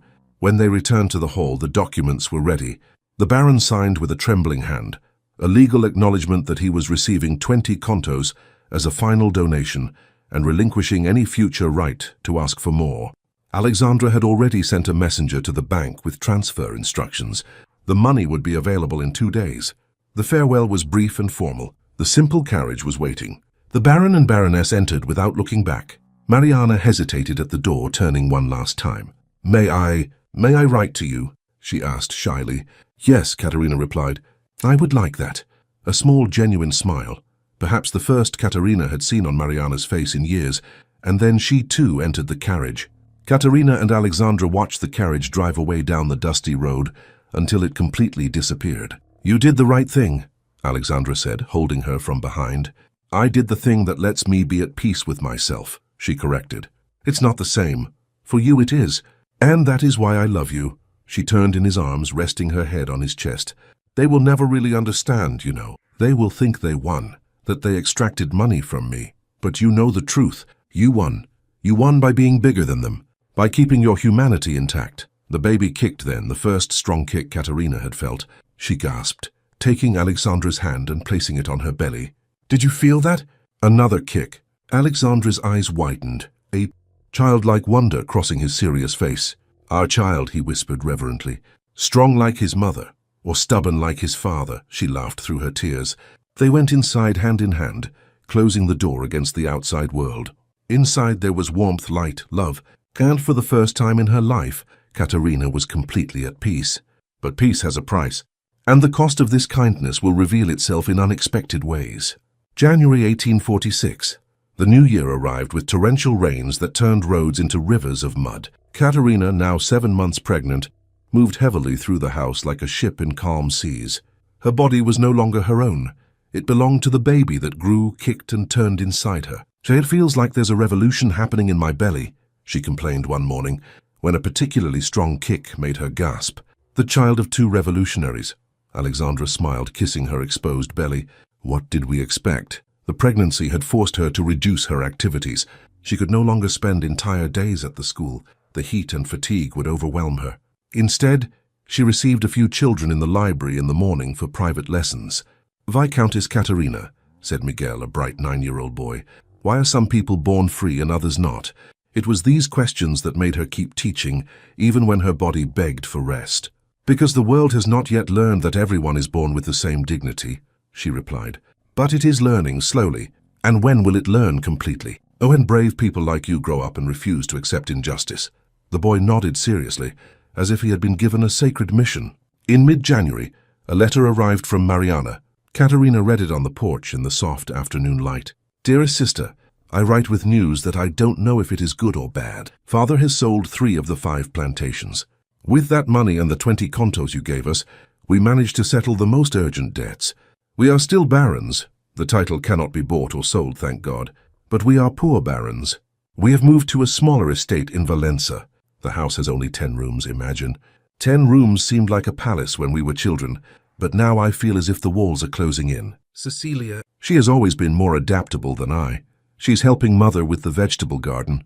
Yes, we have a vegetable garden now. We grow our own vegetables. It is strange, but not unpleasant. As for me, I am different. Without suitors, without balls, without the obligation to be perfect, I have discovered that I enjoy reading. Real books, not just romantic novels. I borrowed a volume of poetry by Lord Byron from the local library. It is revolutionary and frightening, and makes my heart beat faster. Perhaps you were right. Perhaps this fall is the beginning of something new. With growing affection, Mariana Katarina folded the letter carefully, tucking it into the pocket of her loose maternity dress. There was hope in those words.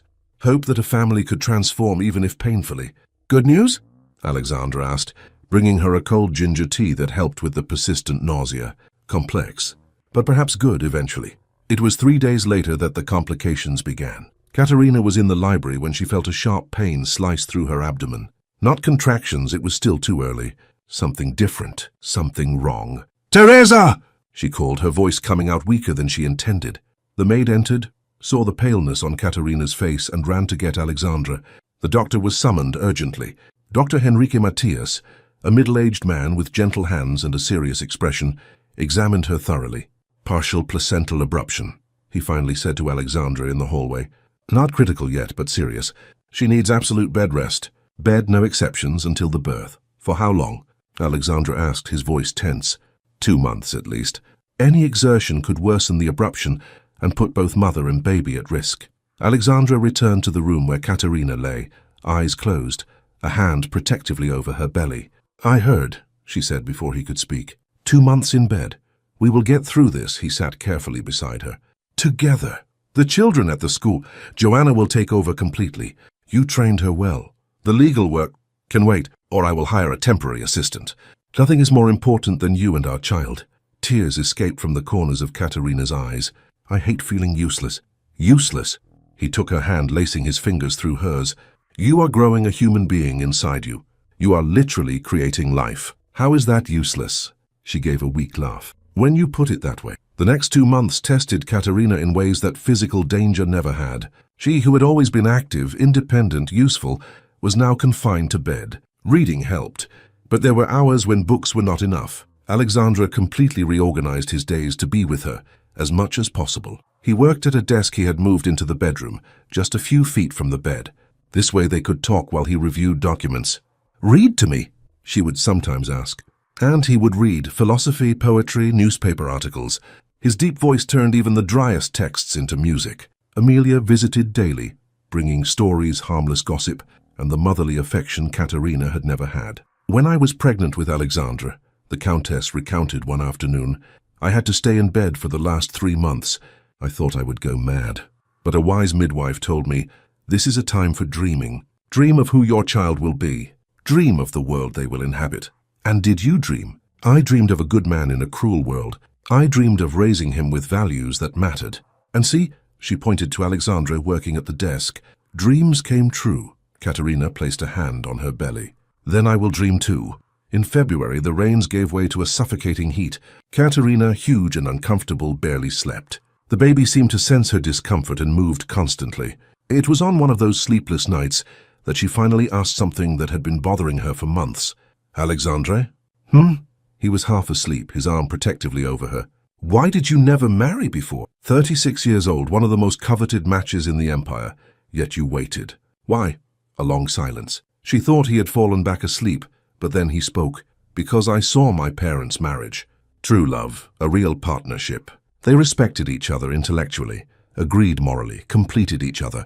When my father died, my mother was widowed at 42. She could have remarried.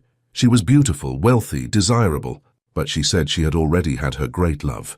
Anything after would be an insult to his memory." He turned on his side to face her in the dark. "I saw that and I knew. Marriage is not a social obligation. It is a sacred choice. So I waited. I waited until I saw a 13-year-old girl defend an enslaved boy. I waited until I knew that a brave woman existed. And then I waited until she was old enough to choose me back." Katarina cried silently, the tears soaking into her pillow. "You waited for me," she whispered in wonder. "For 7 years. I would have waited 70 if necessary." "I love you," she said, not for the first time, but with a renewed intensity. "I love you so much it sometimes hurts." "I know. I feel the same." They fell asleep intertwined, as close as the enormous belly would allow, two souls united beyond what words could express. And then when March arrived with its promises of spring, the real test would begin. March 1846. The month arrived with violent storms. Lightning tore across the night sky, thunder shook the windows, and rain beat against the roofs with an almost vengeful fury, as if the sky itself were in labor, preparing for a great transformation. Katarina was in her 12th week of forced rest, her 8th month of pregnancy. Her body was immense, uncomfortable, ready. The doctor came 3 times a week to check. The placental abruption had stabilized but remained delicate. 2 more weeks, Dr. Matthias had said on his last visit. "If we make it to full term, the baby will have excellent chances." But babies rarely follow human schedules. It was on a night of a particularly violent storm, Thursday, March 13th, that it all began. Katarina woke to a strange wetness between her legs. At first she thought she'd lost control of her bladder, an embarrassing but common occurrence in late pregnancy. But then she felt a contraction, not like the Braxton Hicks she'd been experiencing for weeks, but something different, deeper, more insistent. "Alexandra," she shook him gently. "Wake up." He was awake instantly, trained by months of vigilance to respond to her slightest call. "What is it?" I think it's time." In seconds he was on his feet, lighting lamps, calling for maids. The house, which had been asleep moments before, woke in a burst of urgent activity. Teresa and Benedita ran in. Amelia appeared in a nightrobe, her grey hair loose on her shoulders. "I've sent for the doctor," Alexandra said, returning to the room. "But with this storm he may be delayed." "It doesn't matter." Amelia took control with the authority of someone who had been through this before. "I was born on a farm. I have seen births. We will be fine." The following hours dissolved into a haze of pain and effort. The contractions came in increasingly close waves.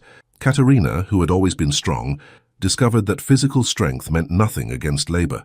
"Breathe," Amelia instructed, holding her hand. "Breathe through the pain." Alexandra refused to leave the room.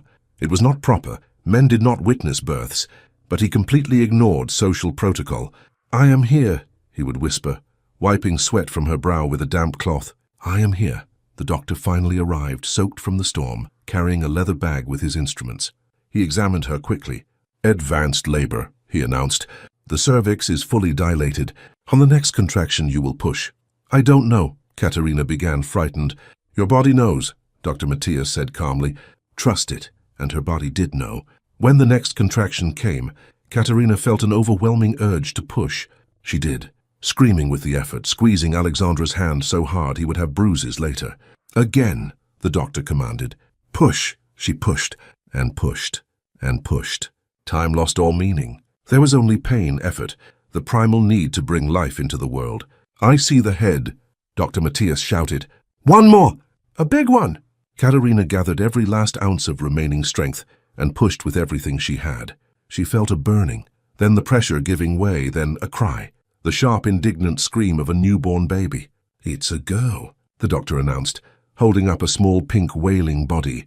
"A perfect girl." Katarina collapsed back against the pillows, exhausted beyond words. Alexandra was openly weeping, tears streaming down his face. Teresa cut the cord. Benedita cleaned the baby with a warmed blanket. And then finally Amelia placed the child in Katarina's arms. She was tiny, perfect. Her face was red and wrinkled, her fists clenched, her mouth open in protest against the cold, strange world. Dark, wet hair, eyes squeezed shut.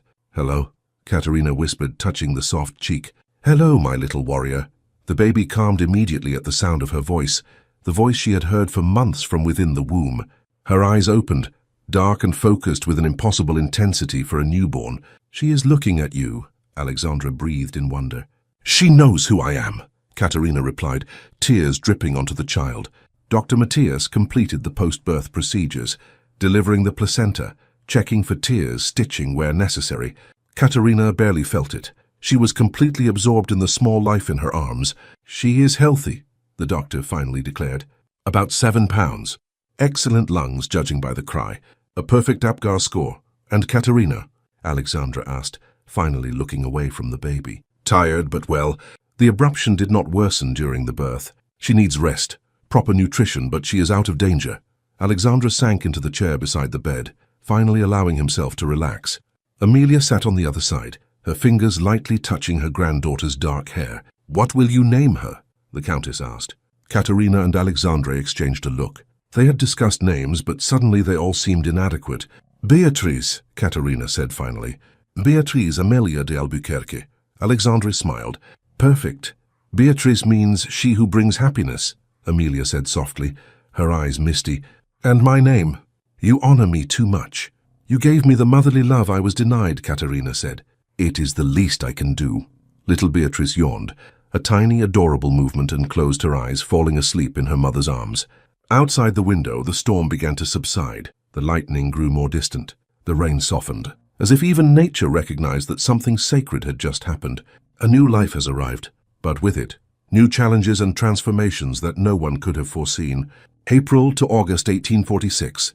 The first months of motherhood were a revelation and a revolution. No one had told Katarina about the absolute exhaustion, about how every cell in your body aches when you've barely slept 3 hours in an entire night because a baby wakes every 2 hours to nurse, about how the love for such a tiny creature could be so immense it felt impossible for your heart to fit inside your chest. Beatrice was an intense baby. When she was hungry, she wailed with lungs that belied her tiny size. When she was happy, she smiled with pink gums and eyes that shone like stars. When she was curious, and she was always curious, she observed everything with frightening concentration. "She is going to be just like you," Alexandra said one morning, watching their 2-month-old daughter study a sunbeam crossing the window with fascination. "God help the world," Katarina laughed, exhausted but happy. Alexandra proved to be a devoted father in a way that scandalized even his progressive friends.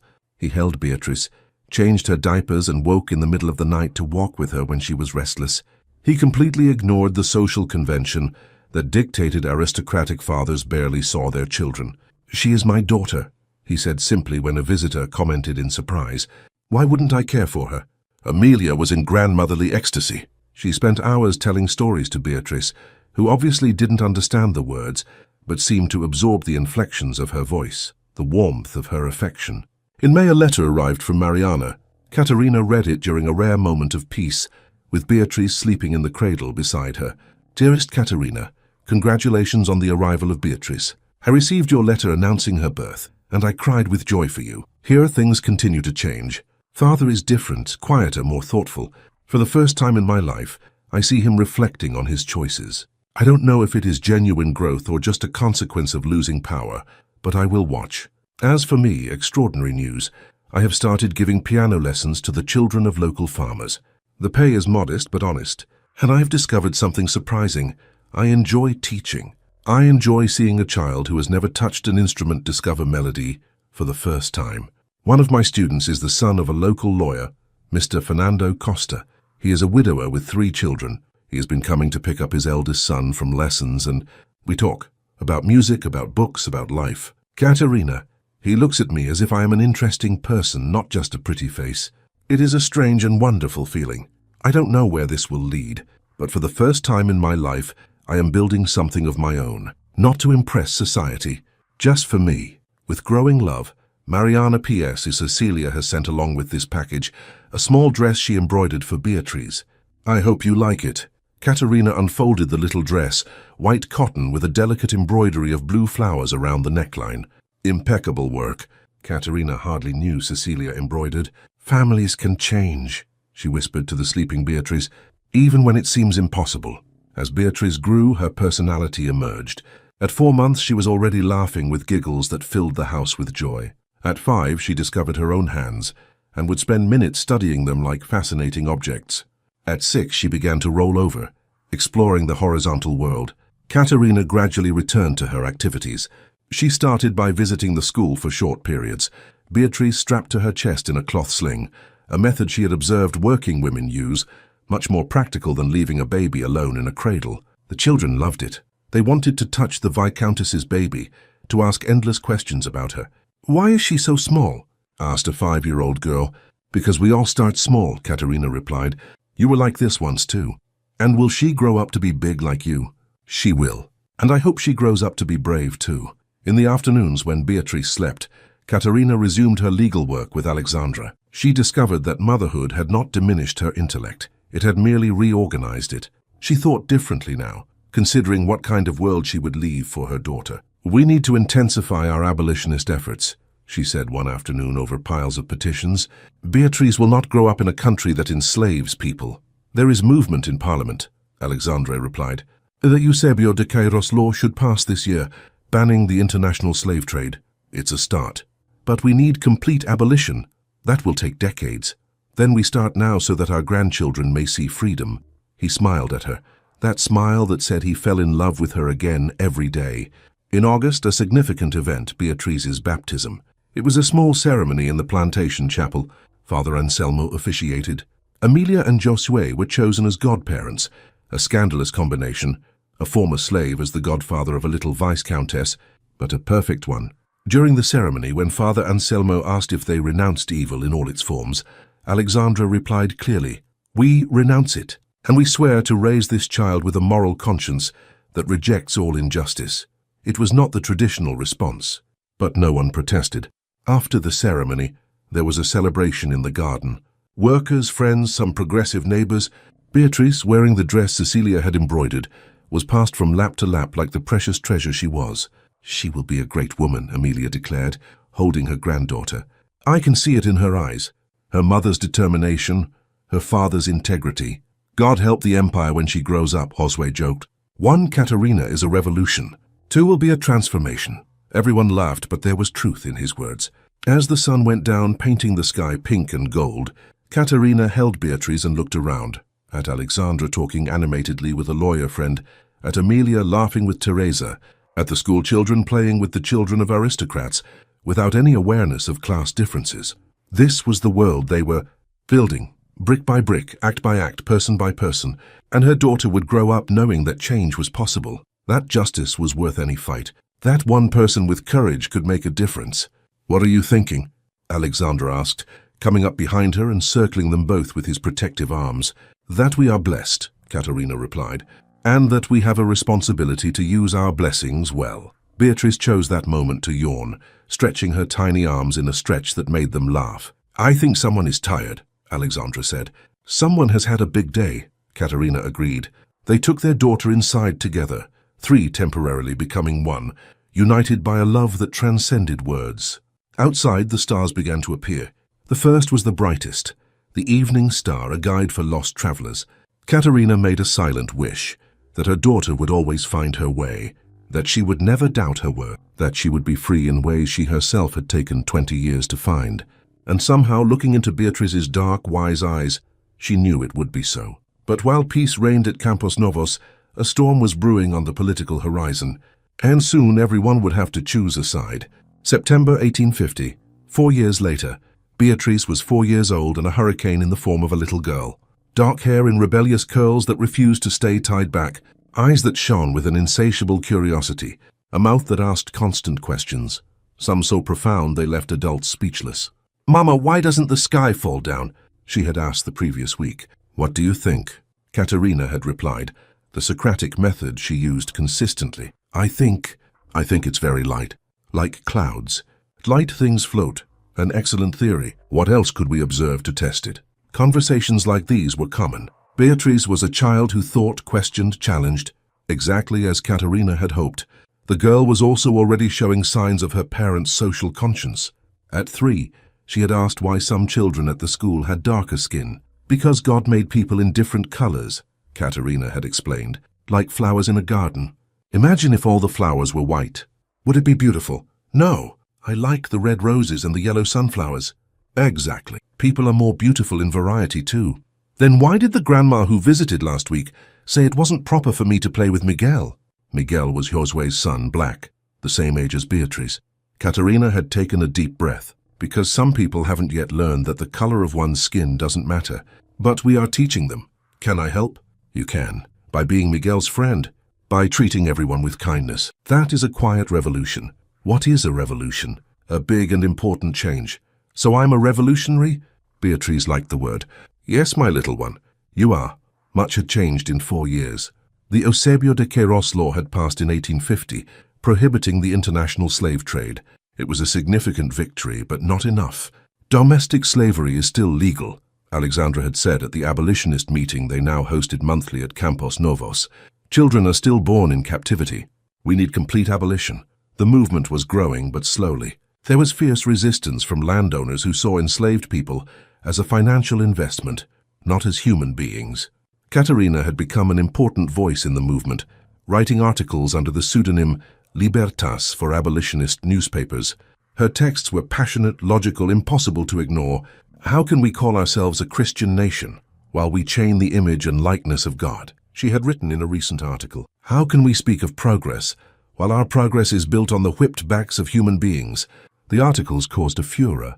Conservatives attacked her violently, without knowing she was a woman. Progressives quoted her frequently. In September, an unexpected visitor arrived. Mariana appeared without warning, but this time not in a simple and desperate carriage. In a comfortable carriage, wearing modest but dignified clothing, accompanied by a tall, smiling man and 3 children. "Katarina!" Mariana hugged her sister warmly. "Surprise! Mariana, you look different." And she did. Mariana at 30 possessed a confidence she had never had at 26. She smiled genuinely. She moved with the assurance of a woman who knew her own worth. "I want to introduce my husband, Fernando Costa. Fernando, my sister Katarina, and her husband Alexandre de Albuquerque." Greetings were exchanged. Fernando was a lawyer with a modest but respectable practice. He looked at Mariana with obvious adoration. "And these are my daughters." He indicated 3 girls of varying ages. "Sophia, Anna, and little Clara." "Stepdaughters," Mariana corrected gently. "But as much mine as if I had birthed them." The phrase touched Katarina deeply. "And where is my famous niece?" Mariana asked. "Beatrice, come meet your aunt." Beatrice came running, her simple dress covered in mud from the gardens where she had been exploring. She stopped short at the sight of strangers, a momentary shyness before curiosity won out. "Are you my Aunt Mariana?" she asked. "I am. Mama talks about you sometimes. She says you are learning who you are." Mariana blinked in surprise, then laughed. Your mother is right. And you, who are you? Beatrice considered the question seriously. I am Beatrice Amelia de Albuquerque. I am 4 years old. I like to read books and ask questions and play with Miguel and learn about the stars. And when I grow up, I am going to change the world like Mama and Papa. I am sure you will, Mariana said softly. That night, after the children were asleep, the adults sat on the veranda under the stars. I married 6 months ago, Mariana recounted. Fernando has been a widower for 3 years. When we met while I was giving Sophia piano lessons, he saw me, truly saw me. Not the Baron's daughter, not the pretty face, but the person. And do you love him? Katarina asked. I have learned that love has different forms, Mariana replied thoughtfully. It is not the overwhelming passion of novels. It is comfort, partnership, respect, a silent agreement to build a life together. That is true love, Alexandra said. Passion burns out quickly. Partnership sustains for decades. Fernando nodded. I told Mariana from the beginning, I don't need a perfect wife. I need a real partner. And the girls? Katarina asked. They are wonderful, Mariana smiled. At first they were resentful. They thought I was trying to replace their dead mother. But I was patient. I showed them there was room in the heart to love their mother's memory and to love me too. Now they call me Aunt Mariana, and it is enough. And father? The Baroness? Mariana's expression tightened slightly. Father is different, older, quieter. Cecilia still lives with them, taking care of the house. She is well, no pretensions of grand marriages, but happy. She embroiders, paints, tends the garden. And our relationship? Cordial, distant. They attended the wedding, were polite, left early. I think father knows he lost something precious when he rejected you. But pride prevents him from fully admitting it. Katarina nodded. It was what she expected. Have you forgiven them? Mariana asked suddenly. No, Katarina answered honestly, but I have released them. There is a difference. Forgiveness implies reconciliation. I have simply let go of the hurt. For my sake, not theirs. That is wise, Fernando commented. Resentment is a poison we drink, hoping the other person will die. They talked late into the night, sharing stories, laughing, building the bridge that should have always existed between sisters. When Mariana finally retired to bed, she hugged Katarina tightly. Thank you, she whispered. For what? For showing me it was possible to be different. For being brave when I was a coward. For giving me a chance to grow. You did the work, Katarina replied. I just didn't completely close the door. Mariana's visit was just the beginning. The world was changing, and soon everyone would have to decide what role they would play in the coming transformation. December 1850.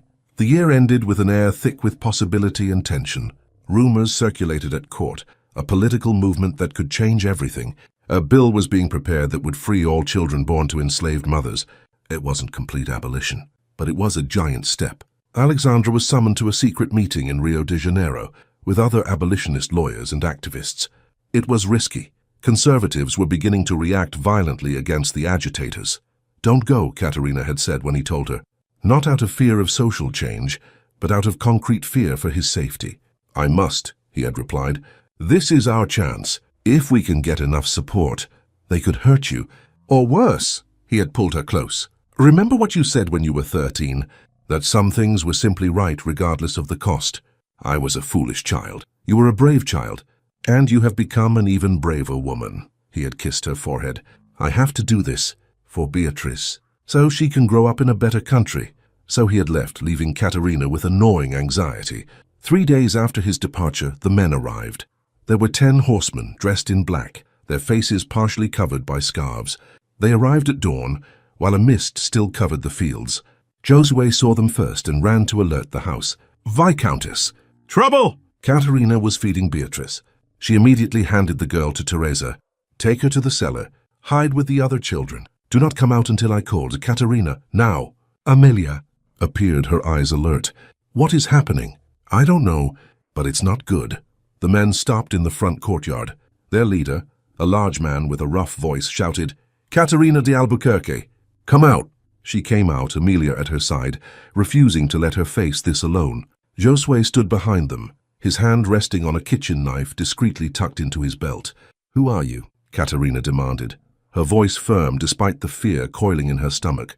We are messengers, the leader replied, from landowners who are tired of abolitionist agitators. Your husband is in Rio causing trouble. Oh, people, he spat the word. Think you can change the natural order, free property, destroy the economy. People are not property, Katarina said coldly. Shut up, woman. We came to give a warning. Your husband stops his activities or the consequences will be severe. Empty threats, Amelia intervened, her voice sharp. My son is a viscount. He has imperial protection. To touch him would be treason. Accidents happen. The man smiled cruelly. Carriages overturn. Houses catch fire. Children get lost. Katarina felt a chill run down her spine as she understood the implication. Beatrice. They were threatening Beatrice. Leave, she said, her voice low and dangerous. Leave now or I will scream, and 50 workers will appear armed with tools that can easily become weapons. We thought the workers were free here, one of the horsemen sneered. What difference does it make? The difference, Josue stepped forward, is that free men fight by choice, not by obligation, and we choose to protect this family. As if summoned, workers began to appear. First 5, then 10, then 20. Men carrying scythes, hoes, shovels. Women with kitchen knives, all positioning themselves between the horsemen and the manor house. The leader looked around, calculating. 10 against 50 were bad odds, even armed. Heed the warning, he finally said. Next time we won't be so gentle. They left in a cloud of dust, leaving the threat hanging in the air like toxic smoke. Katarina waited until they had completely disappeared, before her knees gave way. Amelia and Josue caught her. We must warn Alexandra, Amelia said urgently. I already sent a messenger when I saw them coming, Josue revealed. He should reach him in 2 days. He will come back, Katarina whispered. And when he does, we will have to make a decision. What decision? Whether it is worth continuing. If the risks, her voice broke, if it is worth putting Beatrice in danger. Alexandra returned 3 days later, riding so fast he nearly killed his horse. He found Katarina in the library, Beatrice asleep in her lap, surrounded by books but not reading. Katarina, he pulled her into a desperate hug, careful not to wake their daughter. You are safe, she whispered against his chest. I got the message. I came as fast as I could. That night, after Beatrice was fast asleep in her room, the 3 adults, Katarina, Alexandra, and Amelia, gathered in the office. I need to know, Katarina said. I need to know if it is worth it. If our cause is worth risking our daughter. Alexandra was silent for a long time. Finally, if we stop now, what do we teach Beatrice? That we give up when things get hard? That justice only matters when it's convenient. If we continue and something happens to her. Tears streamed down Katarina's face. How would I live with myself? I don't know, he admitted honestly. I don't have easy answers. Amelia, who had been listening in silence, finally spoke. When Alexandra's father died, he left a letter. It said, live in a way that would make your son proud. Fight for causes that matter. But never ever sacrifice your family on the altar of ideology. So what do we do? Katarina asked. We get smart, Alexandra replied. We don't stop, but we become more cautious. We hire security. We keep Beatrice close. We work more behind the scenes than publicly. And if it's not enough, then we will face it when it comes. Together. Katarina looked at her hands intertwined with Alexandra's. She thought of Beatrice sleeping innocently upstairs. She thought of the children at the school, the families that depended on them, the future they were trying to build. We continue, she decided, but with care. And if at any moment we think Beatrice is in real danger, we retreat. She comes first. Always, Alexandra agreed. But the universe, as it often does, had its own plans. 2 days later, a telegram arrived from the court. Dom Pedro II requested Alexandra's presence for a private consultation regarding a matter of national importance. I'm going with you, Katarina said immediately. Katarina, we are partners. We go together. So leaving Beatrice with Amelia and increased security, they left for Rio de Janeiro, for a meeting that would change everything. The climax approaches. At the Imperial Palace, decisions will be made that will affect not only their lives, but the future of a nation. January 1851. The Palace of San Cristóbal was exactly as Katarina remembered from her childhood, imposing, magnificent, intimidating. But this time she entered not as a displaced girl, but as the Viscountess of Campos Novos, wife of one of the most respected abolitionist lawyers in the empire. They were received in a private salon, not the grand staterooms. Just them, Dom Pedro II, and 2 trusted ministers. The emperor was now 25, tall-bearded, with intelligent eyes that seemed to weigh and measure everything. Viscount of Albuquerque, he greeted, and Viscountess. Thank you for answering my summons, Your Majesty. They both bowed appropriately. You may be seated. What I have to discuss is delicate. When they were settled, the emperor continued. there is a movement in Parliament. A bill that will free all those born to enslaved mothers after a specific date. The law of the free womb. Katarina's heart raced. This was it. This was what they had been fighting for years. But, Dom Pedro continued, there is violent resistance. Landowners are threatening rebellion.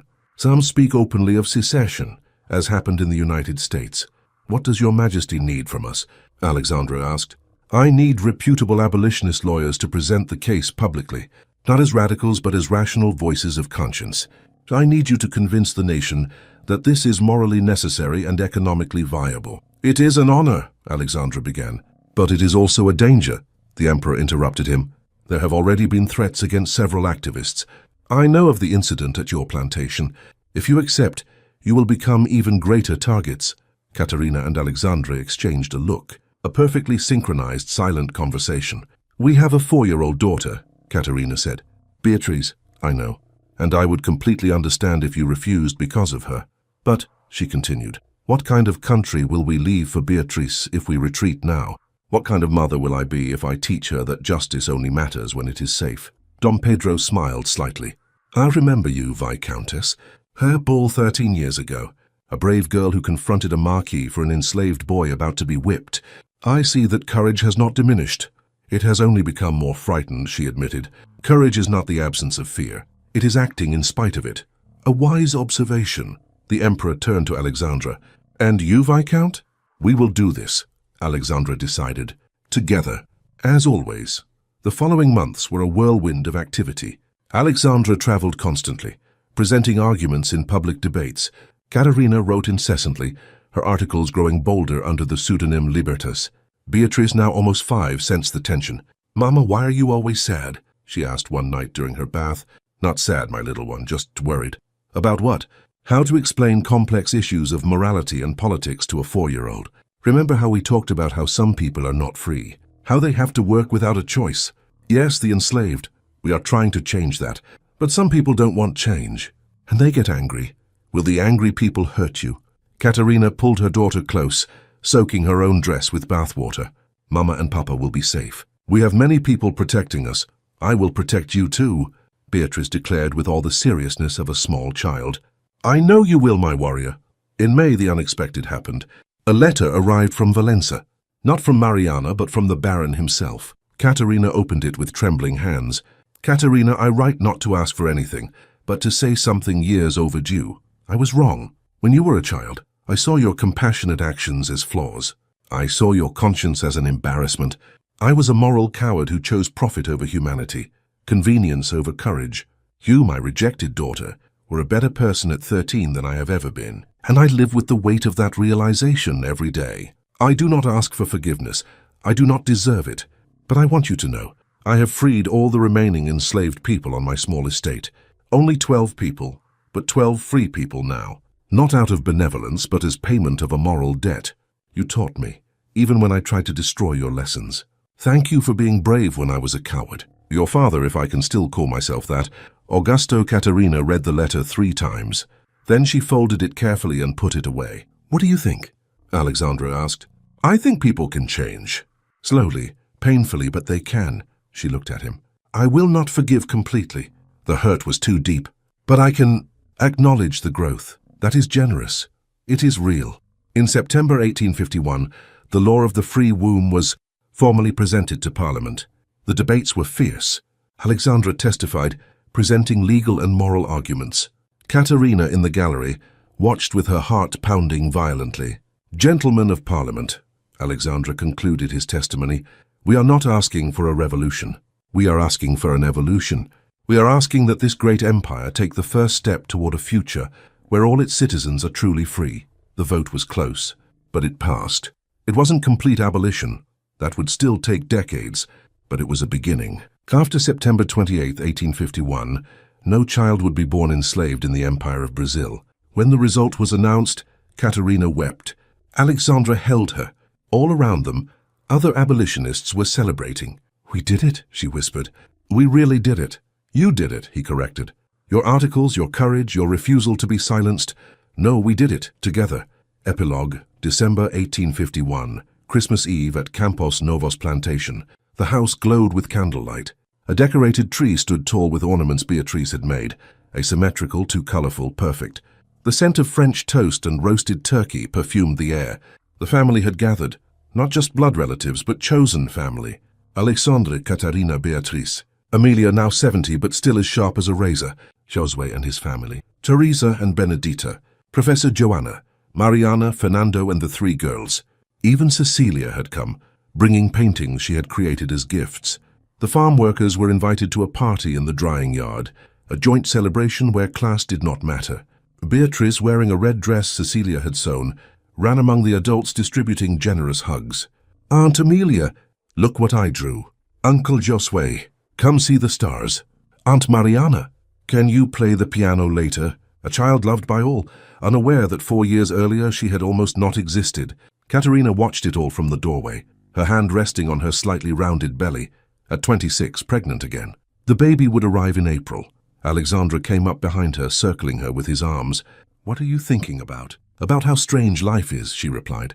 My family rejected me, thought they were punishing me, and they gave me everything I ever wanted. Freedom to be yourself, true love, purpose, and family, real, chosen, based on affection, not obligation. From the yard, music began. A guitar, a bass drum, voices singing a Christmas carol with an improvised perfect harmony. Beatrice ran inside. Mama, Papa! They're singing. Let's go. She took both their hands, pulling them outside. And there, under the stars that shone with promise, the family danced. Aristocrats and workers, young and old, all free. Some recently, others for generations, but free. Katarina looked around, at the husband who had chosen her when everyone else rejected her, at the daughter who would grow up knowing her own worth, at the community they had built brick by brick, act of compassion by act of compassion. You know what's ironic? She said to Alexandra. What? My family thought the flaw was the daughter who cared too much, but the real flaw was the heart that cared too little. And now I know I was never a rejected treasure. I was an unrecognized one, until I found someone who knew my value. He spun her in the dance, laughing. And what a treasure you are. When the music ended, everyone applauded.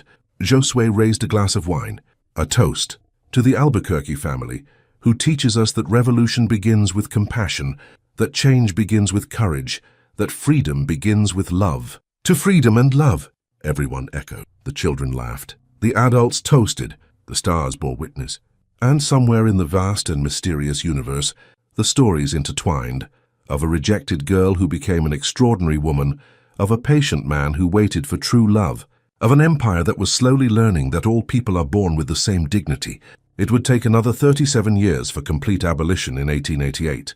But the seeds planted in 1845, watered with tears and courage, blossomed into freedom. And Beatrice, when she grew up, would be there, along with thousands of others who learned that change is possible, that justice is worth any fight, that one person with courage can make a difference.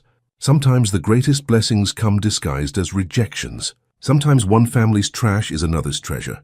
And always, it is worth being who you truly are, even when the whole world tells you to be something else.